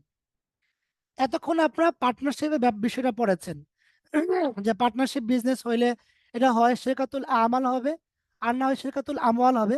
মানে হয় কাজের শরিক হবে, অথবা পুঁজিতে শরিক হয়ে ব্যবসা করবে, অথবা লাইবিলিটিতে শরিক হয়ে ব্যবসা করবে। 3টার কোনো একটা হবেই, এর বাইরে যাবে না। মানে শিরকাতুল আমাল, আমওয়াল, ওযু, এই অংশীদারি ব্যবসা, পার্টনারশিপ বিজনেস, এই 3টার বাইরে যাবে না। কিন্তু বর্তমান সময়ে মানে শিল্পায়নের এই যুগে এসে অংশীদারি ব্যবসার আরেকটা রূপ তৈরি হয়েছে, যেটা আসলে পার্টনারশিপ বিজনেস থেকে একটু ভিন্ন, একটু ব্যতিক্রম। সেটা কি? সেটা হচ্ছে জয়েন্ট স্টক কোম্পানি। এই কোম্পানি বিজনেসটা, এটা একদম শিরকত বলা যায় না, আবার শিরকত থেকে বাহিরেও বলা যায় না, শিরকতের মধ্যেও পড়ে না, কারণ কোম্পানির বিশেষ কিছু ফিচার আছে, ক্যারেক্টারিস্টিক আছে, বৈশিষ্ট্য আছে। এজন্য আমরা কোম্পানির বিষয়টা একটু ভিন্নভাবে আলোচনায় নিয়ে আসতে যাচ্ছি। তাহলে পার্টনারশিপ বিজনেসে আমরা কি কি পড়েছি? শিরকত পড়েছি, শিরকাতুল আমাল, আমওয়াল, ওজু, মানে কাজের শরিক, পুঁজিতে শরিক, লায়াবিলিটিতে শরিক। এছাড়া আমরা এখন পড়বো হচ্ছে কোম্পানির জয়েন্ট স্টক কোম্পানির বিষয়টা আমরা পড়বো ইনশাল্লাহ। এখন কোম্পানি কি? কোম্পানি মৌলিকভাবে আমরা যেটা বুঝি, এটা হলো যৌথ মূলধনী কারবার। শিরকত যৌথ মূলধনী কারবার, কিন্তু কোম্পানি শিরকতের থেকে পার্থক্য কোন জায়গায়? কয়েকটা জায়গায় পার্থক্য আছে, আমরা সেটা দেখবো। তো একাধিক লোকের যৌথ মূলধন সরবরাহ করে আইনসম্মতভাবে কোনো ব্যবসা যদি গঠন করা হয়, কোনো ব্যবসা যদি পরিচালনা করা হয়, সেটাকে পরিভাষায় কোম্পানি বলা হয়। Company is a legal entity. এটা গুরুত্বপূর্ণ, মোস্ট ইম্পর্ট্যান্ট বাক্য হচ্ছে এটা, যে লিগ্যাল এন্টিটি। মানে শিরকতের চেয়ে কোম্পানি কেন পৃথক? এটা হলো লিগ্যাল এন্টিটি আছে এজন্য। Formed by a group of individual to engage and operate a business. ওটা কমার্শিয়াল হতে পারে, ইন্ডাস্ট্রিয়াল হতে পারে, অন্যান্য হতে পারে। তো এই ধরনের কারবার ইসলামী ফিকহে শিরকত বা অংশীদারি ব্যবসা নামে পরিচিত। মানে কোম্পানি বিজনেসটা ইসলামী ফিকহে এটাকে শিরকতই বলে। তবে এই শিরকতের যে প্রকার এবং বৈশিষ্ট্য আছে, কোম্পানির সাথে এর বেশ কিছু পার্থক্য আছে। নতুবা তো কোম্পানি নিয়ে ভিন্নভাবে আলোচনার প্রয়োজন পড়তো না। প্রয়োজনটা কেন? কারণ হচ্ছে শিরকতের সাথে কোম্পানির বিশেষ কিছু ক্ষেত্রে পার্থক্য রয়েছে। কেমন? এক নম্বর হলো শিরকতে ব্যক্তি সত্তা পৃথক থাকে। যেমন আমি, তামজিদ সাহেব, জুবাইর সাহেব, রুকনুজ্জামান সাহেব, আমরা 5 জন মিলে ব্যবসা করেছি। 5 জনের ব্যক্তি সত্তা ভিন্ন, 5 জনের এখানে মালিক, এখানে কোনো লিগ্যাল এন্টিটি নাই, আইনগত কোনো সত্তা নাই। কিন্তু কোম্পানি বলতে এটা আইনগত সত্তা বোঝায়। আমাদের অংশীদারি ব্যবসায় যদি মামলা হয়, আমাদের 5 জনের নামে হবে। আর কোম্পানিতে যদি মামলা হয়, তাহলে কোম্পানির নামে হবে, কোনো শেয়ার হোল্ডার নামে মামলা হবে না। তো এই জন্য শিরকতের মধ্যে লিগ্যাল এন্টিটি নাই, কোম্পানির মধ্যে কি আছে? লিগ্যাল এন্টিটি আছে। 2 নম্বর, শিরকতে অংশীদারিত্ব প্রত্যাহার করে মূলধন ফেরত নেওয়া যায়। তো আমজাদ সাহেব বললো যে, ভাই আপনাদের সাথে আমি আর ব্যবসা করবো না, আমার টাকা ফেরত দিয়ে দেন। সুযোগ আছে। কিন্তু কোম্পানিতে কোনো শেয়ার হোল্ডার এই কথা বলতে পারবে না, বা আমার টাকা ফেরত দিয়ে দেন। বরং সে কি করতে পারবে? তার শেয়ারটা অন্য কারো কাছে বিক্রি করতে পারবে। কিন্তু কোম্পানি থেকে কোনোদিন শেয়ার বের করে নেওয়া যাবে না, সম্পদটা বের করে নেওয়া যায় না। এখানে একটা পার্থক্য আছে। 3 নম্বর, শিরকতে দায়ী দায়িত্ব কারবারের সম্পত্তির মধ্যে সীমাবদ্ধ থাকে না। অপরদিকে কোম্পানির ক্ষেত্রে দায়ী দায়িত্ব সীমিত থাকে। যেমন আমি তামজিদ সাহেব, জুবাইর সাহেব, আমরা কি করলাম? আমরা ব্যবসা করতে গিয়ে 10 লাখ টাকার মাল আনলাম বাকিতে, আয়না কি করলাম? লস টস করে অবস্থা খারাপ। তাহলে আমাদের ব্যক্তিগত সম্পত্তি থেকে সেই লস বহন করতে হবে। কিন্তু কোনো কোম্পানি যদি বিজনেস করতে গিয়ে ফল্ট করে, তাহলে কিন্তু শেয়ার হোল্ডারদের যে অন্যান্য সম্পদ আছে, এখান থেকে তাকে কি করতে হয় না, সম্পত্তি দিতে হয় না। কথার কথা, একটা কোম্পানি বিজনেস করতে গিয়ে ফল্ট করলো, তার কাছে ব্যাংকের লোন জমা হয়ে গেল কয়েক কোটি টাকা। এখন শেয়ার হোল্ডারদের টাকা তো লস গেল। এখন শেয়ার হোল্ডারদের তো অন্যান্য সম্পদ আছে, ওখান থেকে কি এটা বহন করবে? না, বহন করবে না। তার মানে বুঝলাম যে শিরকতে যদি লস হয়, তাহলে সেটা এই প্রত্যেক শরিকের ব্যক্তিগত যে অন্যান্য সম্পদ আছে সেখানেও এটা যাবে, কিন্তু কোম্পানির ক্ষেত্রে যাবে না। 4 নম্বর, শিরকতে যদি কারো উপর অভিযোগ আসে, তাহলে সবাই অভিযুক্ত হবে, সবার নামে মামলা হয়ে যাবে। কিন্তু কোম্পানিতে পৃথকভাবে শেয়ার হোল্ডারদের নামে কোনো অভিযোগ আসে না, বরং কোম্পানির নামে আসে, কোম্পানি আইনিভাবে লড়াই করে। তাহলে আমরা দেখলাম যে কোম্পানির ফরম্যাটটা শিরকত বা অংশীদারি হইলেও, কিন্তু শিরকত থেকে আর বেশ কিছু বৈশিষ্ট্য আছে যেগুলো পৃথক। আচ্ছা, কোম্পানি কত প্রকার? কোম্পানিকে বিভিন্নভাবে ভাগ করা যায়। লাইবিলিটি বেসিস ভাগ করা যায়, মেম্বার বেসিস ভাগ করা যায়, কন্ট্রোল বেসিস ভাগ করা যায়। যেমন company on the basis of liabilities, company limited by share, limited by guarantee, unlimited company. তো লিমিটেড থাকে শেয়ারের মাধ্যমে, লিমিটেড থাকে গ্রান্টের মাধ্যমে, লিমিটেড থাকে আর আনলিমিটেডও থাকে। এমনি মেম্বারের মাধ্যমে কোম্পানি পার্থক্য হয় 1% কোম্পানি, প্রাইভেট, পাবলিক, এটা আমরা জানি। বর্তমান সবগুলো ব্যাংক আপনারা খেয়াল করে দেখবেন লেখা আছে পিএলসি, মানে পাবলিক লিমিটেড কোম্পানি। আগে লেখা ছিল না এটা, বরং আগে ব্যাংকগুলোকে প্রাইভেট লিমিটেড বলা হতো, কিন্তু সরকার নতুন আইনের মাধ্যমে সবগুলো ব্যাংককে পাবলিক লিমিটেড কোম্পানি হিসেবে আওতাভুক্ত করে নিয়েছে। কন্ট্রোলের ভিত্তিতে কোম্পানিগুলোকে আরো ভাগ করা যায়, যেমন হোল্ডিং কোম্পানি, নিয়ন্ত্রণ যে করে সেই কোম্পানি হতে পারে subsidiary companies, associated company, foreign company, governance company, বিভিন্ন ধরনের কোম্পানি হতে পারে। আমরা যদি একদম বাংলা ভাষায় একদম সবগুলো মৌলিকভাবে দেখি, তাহলে আমরা দেখবো যে দায় ভিত্তিক কোম্পানি আছে, যেমন শেয়ার দ্বারা দায় সম্পন্ন কোম্পানি, প্রতিশ্রুতি মানে গ্যারান্টি দ্বারা দায় সম্পন্ন কোম্পানি, অসীম দায় সম্পন্ন কোম্পানি। আর গঠন ভিত্তিক কোম্পানি যেমন সনদপ্রাপ্ত কোম্পানি। সনদপ্রাপ্ত মানে ইস্ট ইন্ডিয়া কোম্পানি যে ছিল, তারা কিন্তু ব্রিটিশ যে কোম্পানি ছিল, এটা তৎকালীন যেই মুঘল বাদশা ছিল এর কাছে সনদপ্রাপ্ত ছিল। বিধিবদ্ধ কোম্পানি, বিধিবদ্ধ কোম্পানি হলো বাংলাদেশ, যেমন কৃষি কর্পোরেশন, এটা বাংলাদেশ আইন করে, সংসদে আইন করে এটা পাশ করা হয়েছে, এটা বিধিবদ্ধ কোম্পানি। নিবন্ধিত কোম্পানি যেমন বর্তমানে শেয়ার বাজারে নিবন্ধিত যত কোম্পানি আছে সবগুলো নিবন্ধিত কোম্পানি। সদস্য ভিত্তিক কোম্পানি যেমন private limited company, public limited company, এটা বোঝার বিষয় আছে। মালিকানা ভিত্তিক কোম্পানি, সরকারি কোম্পানি, বেসরকারি কোম্পানি আমরা জানি। অন্যান্য কোম্পানি কি আছে? হোল্ডিং কোম্পানি, মানে যদি কোনো একটা কোম্পানি আরেকটা কোম্পানিকে নিয়ন্ত্রণ করে, তাহলে নিয়ন্ত্রণকারী কোম্পানিকে বলা হয় হোল্ডিং কোম্পানি। সাবসিডিয়ারি কোম্পানি মানে নিয়ন্ত্রিত, মানে নিয়ন্ত্রণকারী যে কোম্পানিকে নিয়ন্ত্রণ করে এটাকে বলা হয় সাবসিডিয়ারি কোম্পানি। যেমন অ্যাসালম গ্রুপ, এটা হলো হোল্ডিং কোম্পানি। আর এই মানে ফার্স্ট সিকিউরিটি ব্যাংক, এটা হলো কি কোম্পানি? Subsidiary company. এটা বিদেশি কোম্পানি, বহুজাতিক কোম্পানি। এই হলো কোম্পানির প্রকার। ফরমেশন অফ মডার্ন কোম্পানি, একটা মডার্ন কোম্পানি তৈরি হইতে কি কি ধাপ তাকে পার করতে হয়? এর মধ্যে 4টা ধাপ আছে: formation, incorporation, subscription of the capital, commencement of business. 4টা প্রক্রিয়া এখানে আমরা দেখতে পাচ্ছি। 1994 আইন অনুযায়ী কোম্পানির কয়টা ধাপ পার করতে হয়? একটা হলো উদ্যোগ গ্রহণ পর্যায়, উদ্যোগ গ্রহণ পর্যায়। এরপরে হলো ডকুমেন্টস প্রিপারেশন স্টেজ, যেটাকে ইনকর্পোরেশন পর্যায় বলা হয়। দলিলপত্র প্রণয়ন পর্যায়। 3 নম্বর হলো নিবন্ধন পত্র সংগ্রহ পর্যায়। 4 নম্বর হলো কার্যারম্ভ পর্যায়। আমরা যদি একটু ডিটেলস দেখি, উদ্যোগ গ্রহণ পর্যায়ে ব্যক্তিকে ফিজিবিলিটি রিপোর্ট তৈরি করতে হয়, মানে যে ব্যবসা করবে না কতটুকু সম্ভাব্যতা আছে, লাভ লসের হিসাব, চলবে কি চলবে না, আরো কি কি লাগবে, অনেক বিষয়, টেকনিক্যাল, কমার্শিয়াল, বিজনেস, অনেকগুলো বিষয় এখানে ফিজিবিলিটি রিপোর্ট তৈরি করতে হয়, স্টাডিজ করতে হয়। এটা হলো প্রয়োজনীয় সিদ্ধান্ত গ্রহণ করতে হয়।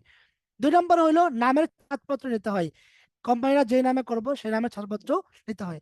আরো অনেকগুলো বিষয় কাজ করতে হয়, সেটাকে বলা হয় প্রমোশনাল স্টেজ। সেকেন্ড, দলিল পত্র প্রণয়ন পর্যায়। এটা হলো এখানে এসে সবচেয়ে গুরুত্বপূর্ণ, কোম্পানির সবচেয়ে গুরুত্বপূর্ণ যে স্টেজ, সেটা হলো এই দুইটা। সেটা হলো এই memorandum of association, article of association. এই দুইটা খুবই খুবই গুরুত্বপূর্ণ একটা কোম্পানির জন্য, এবং এই দুটার উপর ভিত্তি করেই আসলে কোম্পানির সারিয়া ক্লাসিফিকেশন, সারিয়া কমপ্লায়েন্স থেকে নন কমপ্লায়েন্স এটা নির্ধারণ করা যায়। তো এটাতে কি থাকে? মেমোরান্ডাম অফ অ্যাসোসিয়েশনে থাকে কোম্পানির লক্ষ্যসমূহ, শেয়ার মূলধনের পরিমাণ, শেয়ারের আংকিক মূল্য সহ, লিমিটেড নাকি আনলিমিটেড, প্রাইভেট না পাবলিক, এই সবগুলো বিষয় থাকে। আর আর্টিকেল অফ অ্যাসোসিয়েশনে কোম্পানির সংঘবিধিতে কি থাকে, কোম্পানি কিভাবে চলবে, নিয়ম নীতি সব কিছু এখানে থাকে। এই দুইটা হচ্ছে কোম্পানির রুহ। মানুষের যেমন রুহ আছে, কোম্পানির রুহ হচ্ছে এই দুইটা। 3 নম্বর ধাপ হচ্ছে নিবন্ধন পত্র সংগ্রহ পর্যায়ে, certification of incorporation collection stage. এই পর্যায়ে এসে অনেকগুলো কাজ করতে হয়। কোম্পানির স্মারকলিপি জমা দিতে হয়, নাম ঠিকানা উদ্যোক্তাদের এগুলো জমা দিতে হয়, বিভিন্ন বিষয় এখানে পেশ করতে হয়, কাজ নিতে হয়। 4 নম্বরে গিয়ে এসে কার্যারম্ভ পর্যায়ে কাজ করতে হয়, মানে সাবস্ক্রিপশন, মানে অথরাইজ পার্সন থেকে কত টাকা অথরাইজ ক্যাপিটাল এটা ইয়ে করতে হয়, পাস করাইতে হয়। তারপরে প্রাথমিকভাবে শেয়ার মার্কেটে লিস্টেড হইতে হয়, লিস্টেড হওয়ার পরে প্রাথমিকভাবে কত কত টাকার শেয়ার কালেকশন করতে পারবে, স্পন্সর ক্যাপিটাল কত, সাবস্ক্রিপশন ক্যাপিটাল কত, অথরাইজড ক্যাপিটাল কত, সবগুলো ধাপে ধাপে কাজ করতে হয় এবং কাজ শুরু করতে পারে। এই হচ্ছে একটা কোম্পানির ফরমেশন বা গঠন প্রক্রিয়া। আমি একদম সংক্ষিপ্ত বলেছি। কোম্পানি অ্যান্ড সারিয়া, association and company in the light of সারিয়া। এখানে আমরা দেখব যে কোম্পানির সারিয়া প্রকৃতিটা কি। কোম্পানিতে মানুষ কি করে? কোম্পানিতে মানুষ টাকা জমা দেয়, ক্লায়েন্টরা, শেয়ার হোল্ডাররা কোম্পানিতে টাকা জমা দেয়, কোম্পানি বিজনেস করে এবং পুনরায় লাভ দিয়ে থাকে। তো এখানে কেউ কেউ ইসলামী ব্যাংকগুলোতে যেভাবে মানুষ, ইসলামী ব্যাংক কি বলে? ইসলামী ব্যাংক বলে আমরা টাকা জমা নেই মুদারাবার ভিত্তিতে এবং আমরা ব্যবসা করি, তারপরে প্রফিট দেই। তো অনেকেই মনে করতে চান যে কোম্পানি এটাও মুদারাবা, তার সর্বাকৃত হচ্ছে মুদারাবা, মানে গ্রাহক টাকা দিয়ে থাকে, কোম্পানি বিজনেস করে এই সেই। কিন্তু মৌলিকভাবে কোম্পানির শিরকত সংক্রান্ত সারিয়া যে মূলনীতি আছে এগুলো সাংঘর্ষিক না, বরং সার্বিক বিবেচনায়, সর্ববিবেচনায় কোম্পানি হচ্ছে শিরকাতুল ইনানের অন্তর্ভুক্ত, বিনোটেড। এটা নোট করা যায় যে কোম্পানির সারিয়া বেসিসটা কি। কোম্পানির সারিয়া বেসিস হচ্ছে কোম্পানি এটা শিরকাতুল ইনানের অন্তর্ভুক্ত। কিভাবে? কারণ হলো দেখেন, এই ব্যাংকের সাথে আপনাকে মিলবে না কেন? কারণ ব্যাংকের কোনো বিষয়ে কিন্তু ক্লায়েন্ট হস্তক্ষেপ করতে পারে না।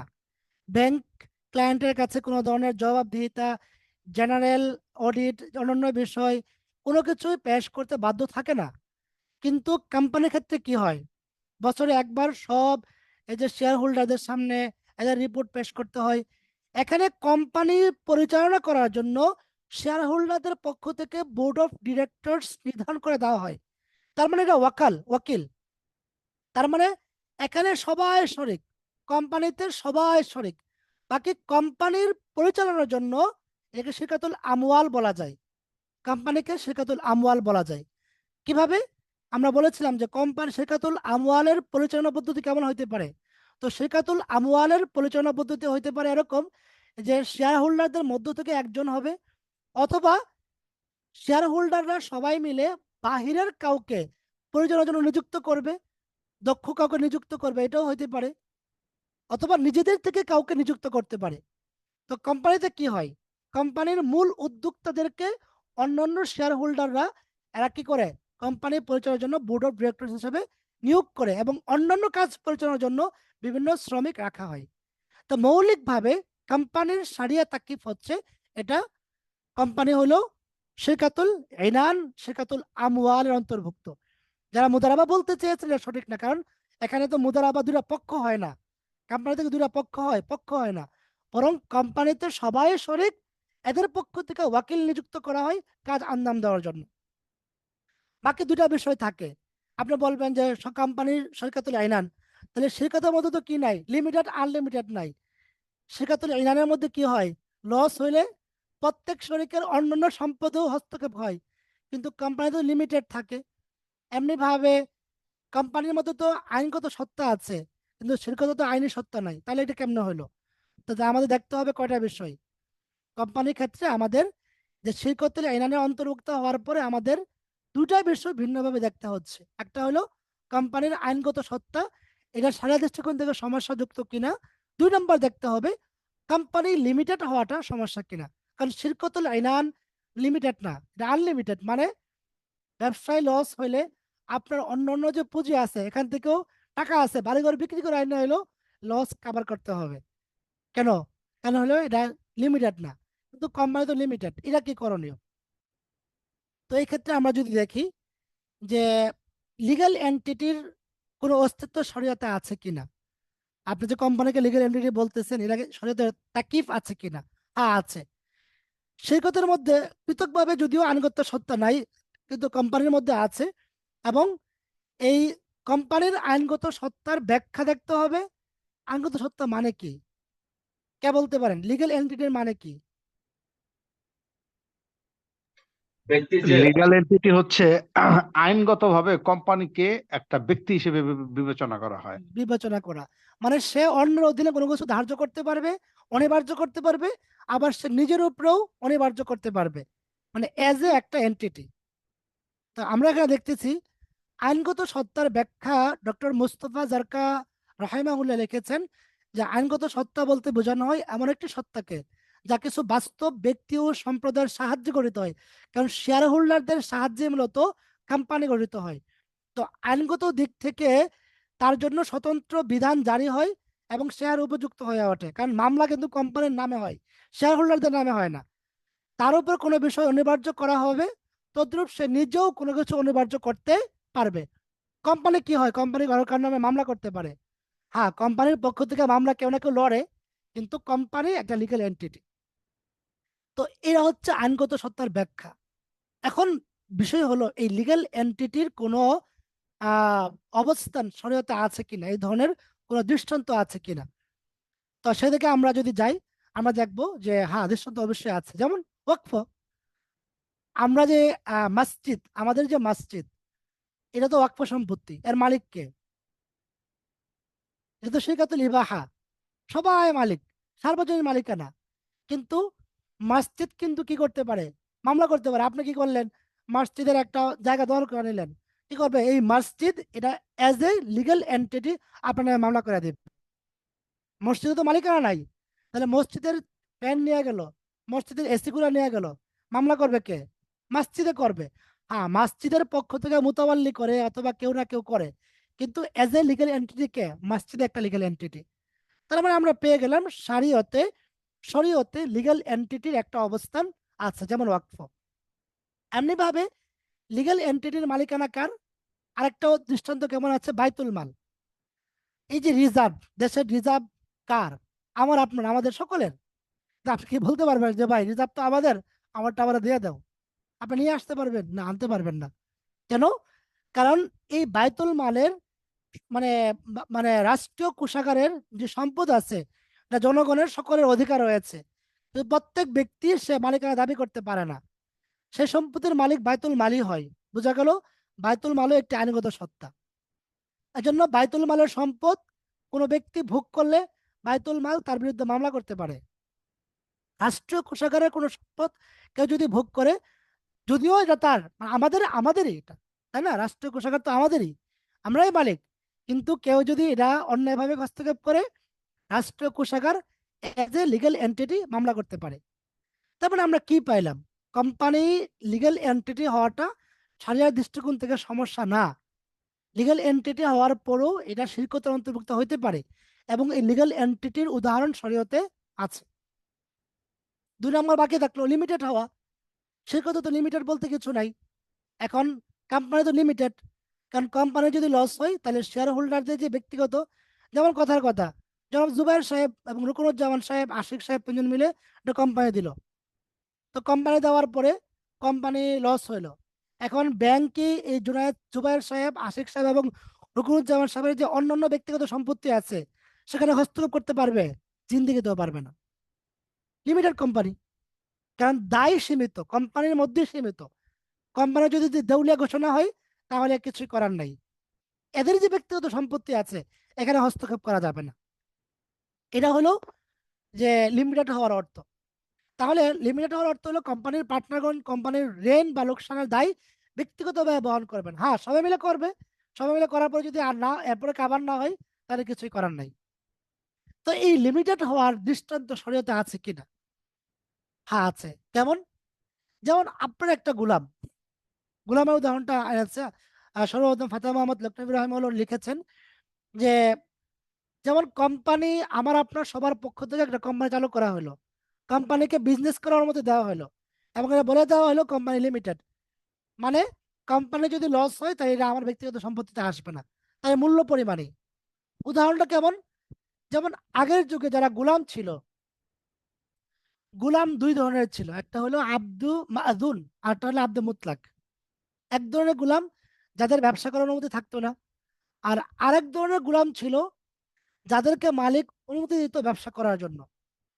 বাকি এক্ষেত্রে বিষয় ছিল, ওই গোলাম যদি ব্যবসা করতে গিয়ে অনেক টাকা লস হয়ে যায়, তাহলে কি সেটা মালিকে বহন করবে? না, বরং গোলামকে বিক্রি করলে গোলামের যে মূল্য, ওই মূল্য পরিমাণে এটা বহন হবে।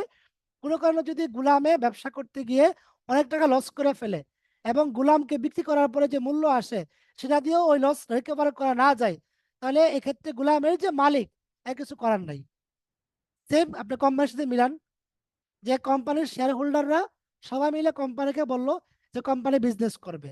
কোম্পানির বিজনেস করে যদি লস হয় তাহলে কোম্পানির যা আছে তা বিক্রি করে যদি কোম্পানির লস বহন করা যায় হবে, না হলে কিছু করার নাই। ওই শেয়ার হোল্ডারদের ব্যক্তি মালিকানাধীন অন্যান্য সম্পত্তিতে আসবে না। তার মানে এই গোলামের উদাহরণটাই বোঝা যায় যে কোম্পানি লিমিটেড হইতে পারে, কোনো সমস্যা নাই। এবং এটা পরবর্তীতে ওআইসির যে অঙ্গ প্রতিষ্ঠান মাজমুল ফিকর ইসলামী জিদ্দা এবং আউফের 12 নং স্ট্যান্ডার্ডও এটা অনুমোদন করা হয়েছে। তার মানে আমরা কি পাইলাম? আমরা পাইলাম হলো যে কোম্পানির শারিয়া স্ট্যাটাস হলো এটা শিরকাতুল ইলান, এবং শিরকতের ক্ষেত্রে যে ব্যতিক্রম যে দুটা বিষয় ছিল, একটা ছিল আইনগত সত্তা, আরটা হচ্ছে লিমিটেড হওয়া, দুটারই শারিয়া ভিত্তি আছে, সুতরাং কোনো সমস্যা নেই। এরপরে বাকি যে বিষয় থাকে, কোম্পানির শেয়ার কেনা যাবে কি যাবে না ইত্যাদি ইত্যাদি বিষয়, সেটা আমাদের পরবর্তী যে ক্লাস আসবে শেয়ার মার্কেটের, ক্যাপিটাল মার্কেটের, ইনশাল্লাহ সেখানে বিস্তারিত আলোচনা করা হবে। এই ছিল আমার আজকের আলোচনার বিষয়। আপনাদের যদি কারো কোনো প্রশ্ন থাকে সেটা করতে পারেন ইনশাআল্লাহ। জাযাকুমুল্লাহ। কার কোনো প্রশ্ন আছে?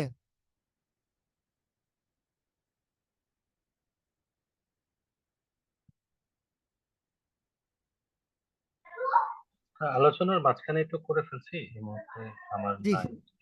জাযাকুমুল্লাহ, জাযাকুমুল্লাহ, শুকরিয়া।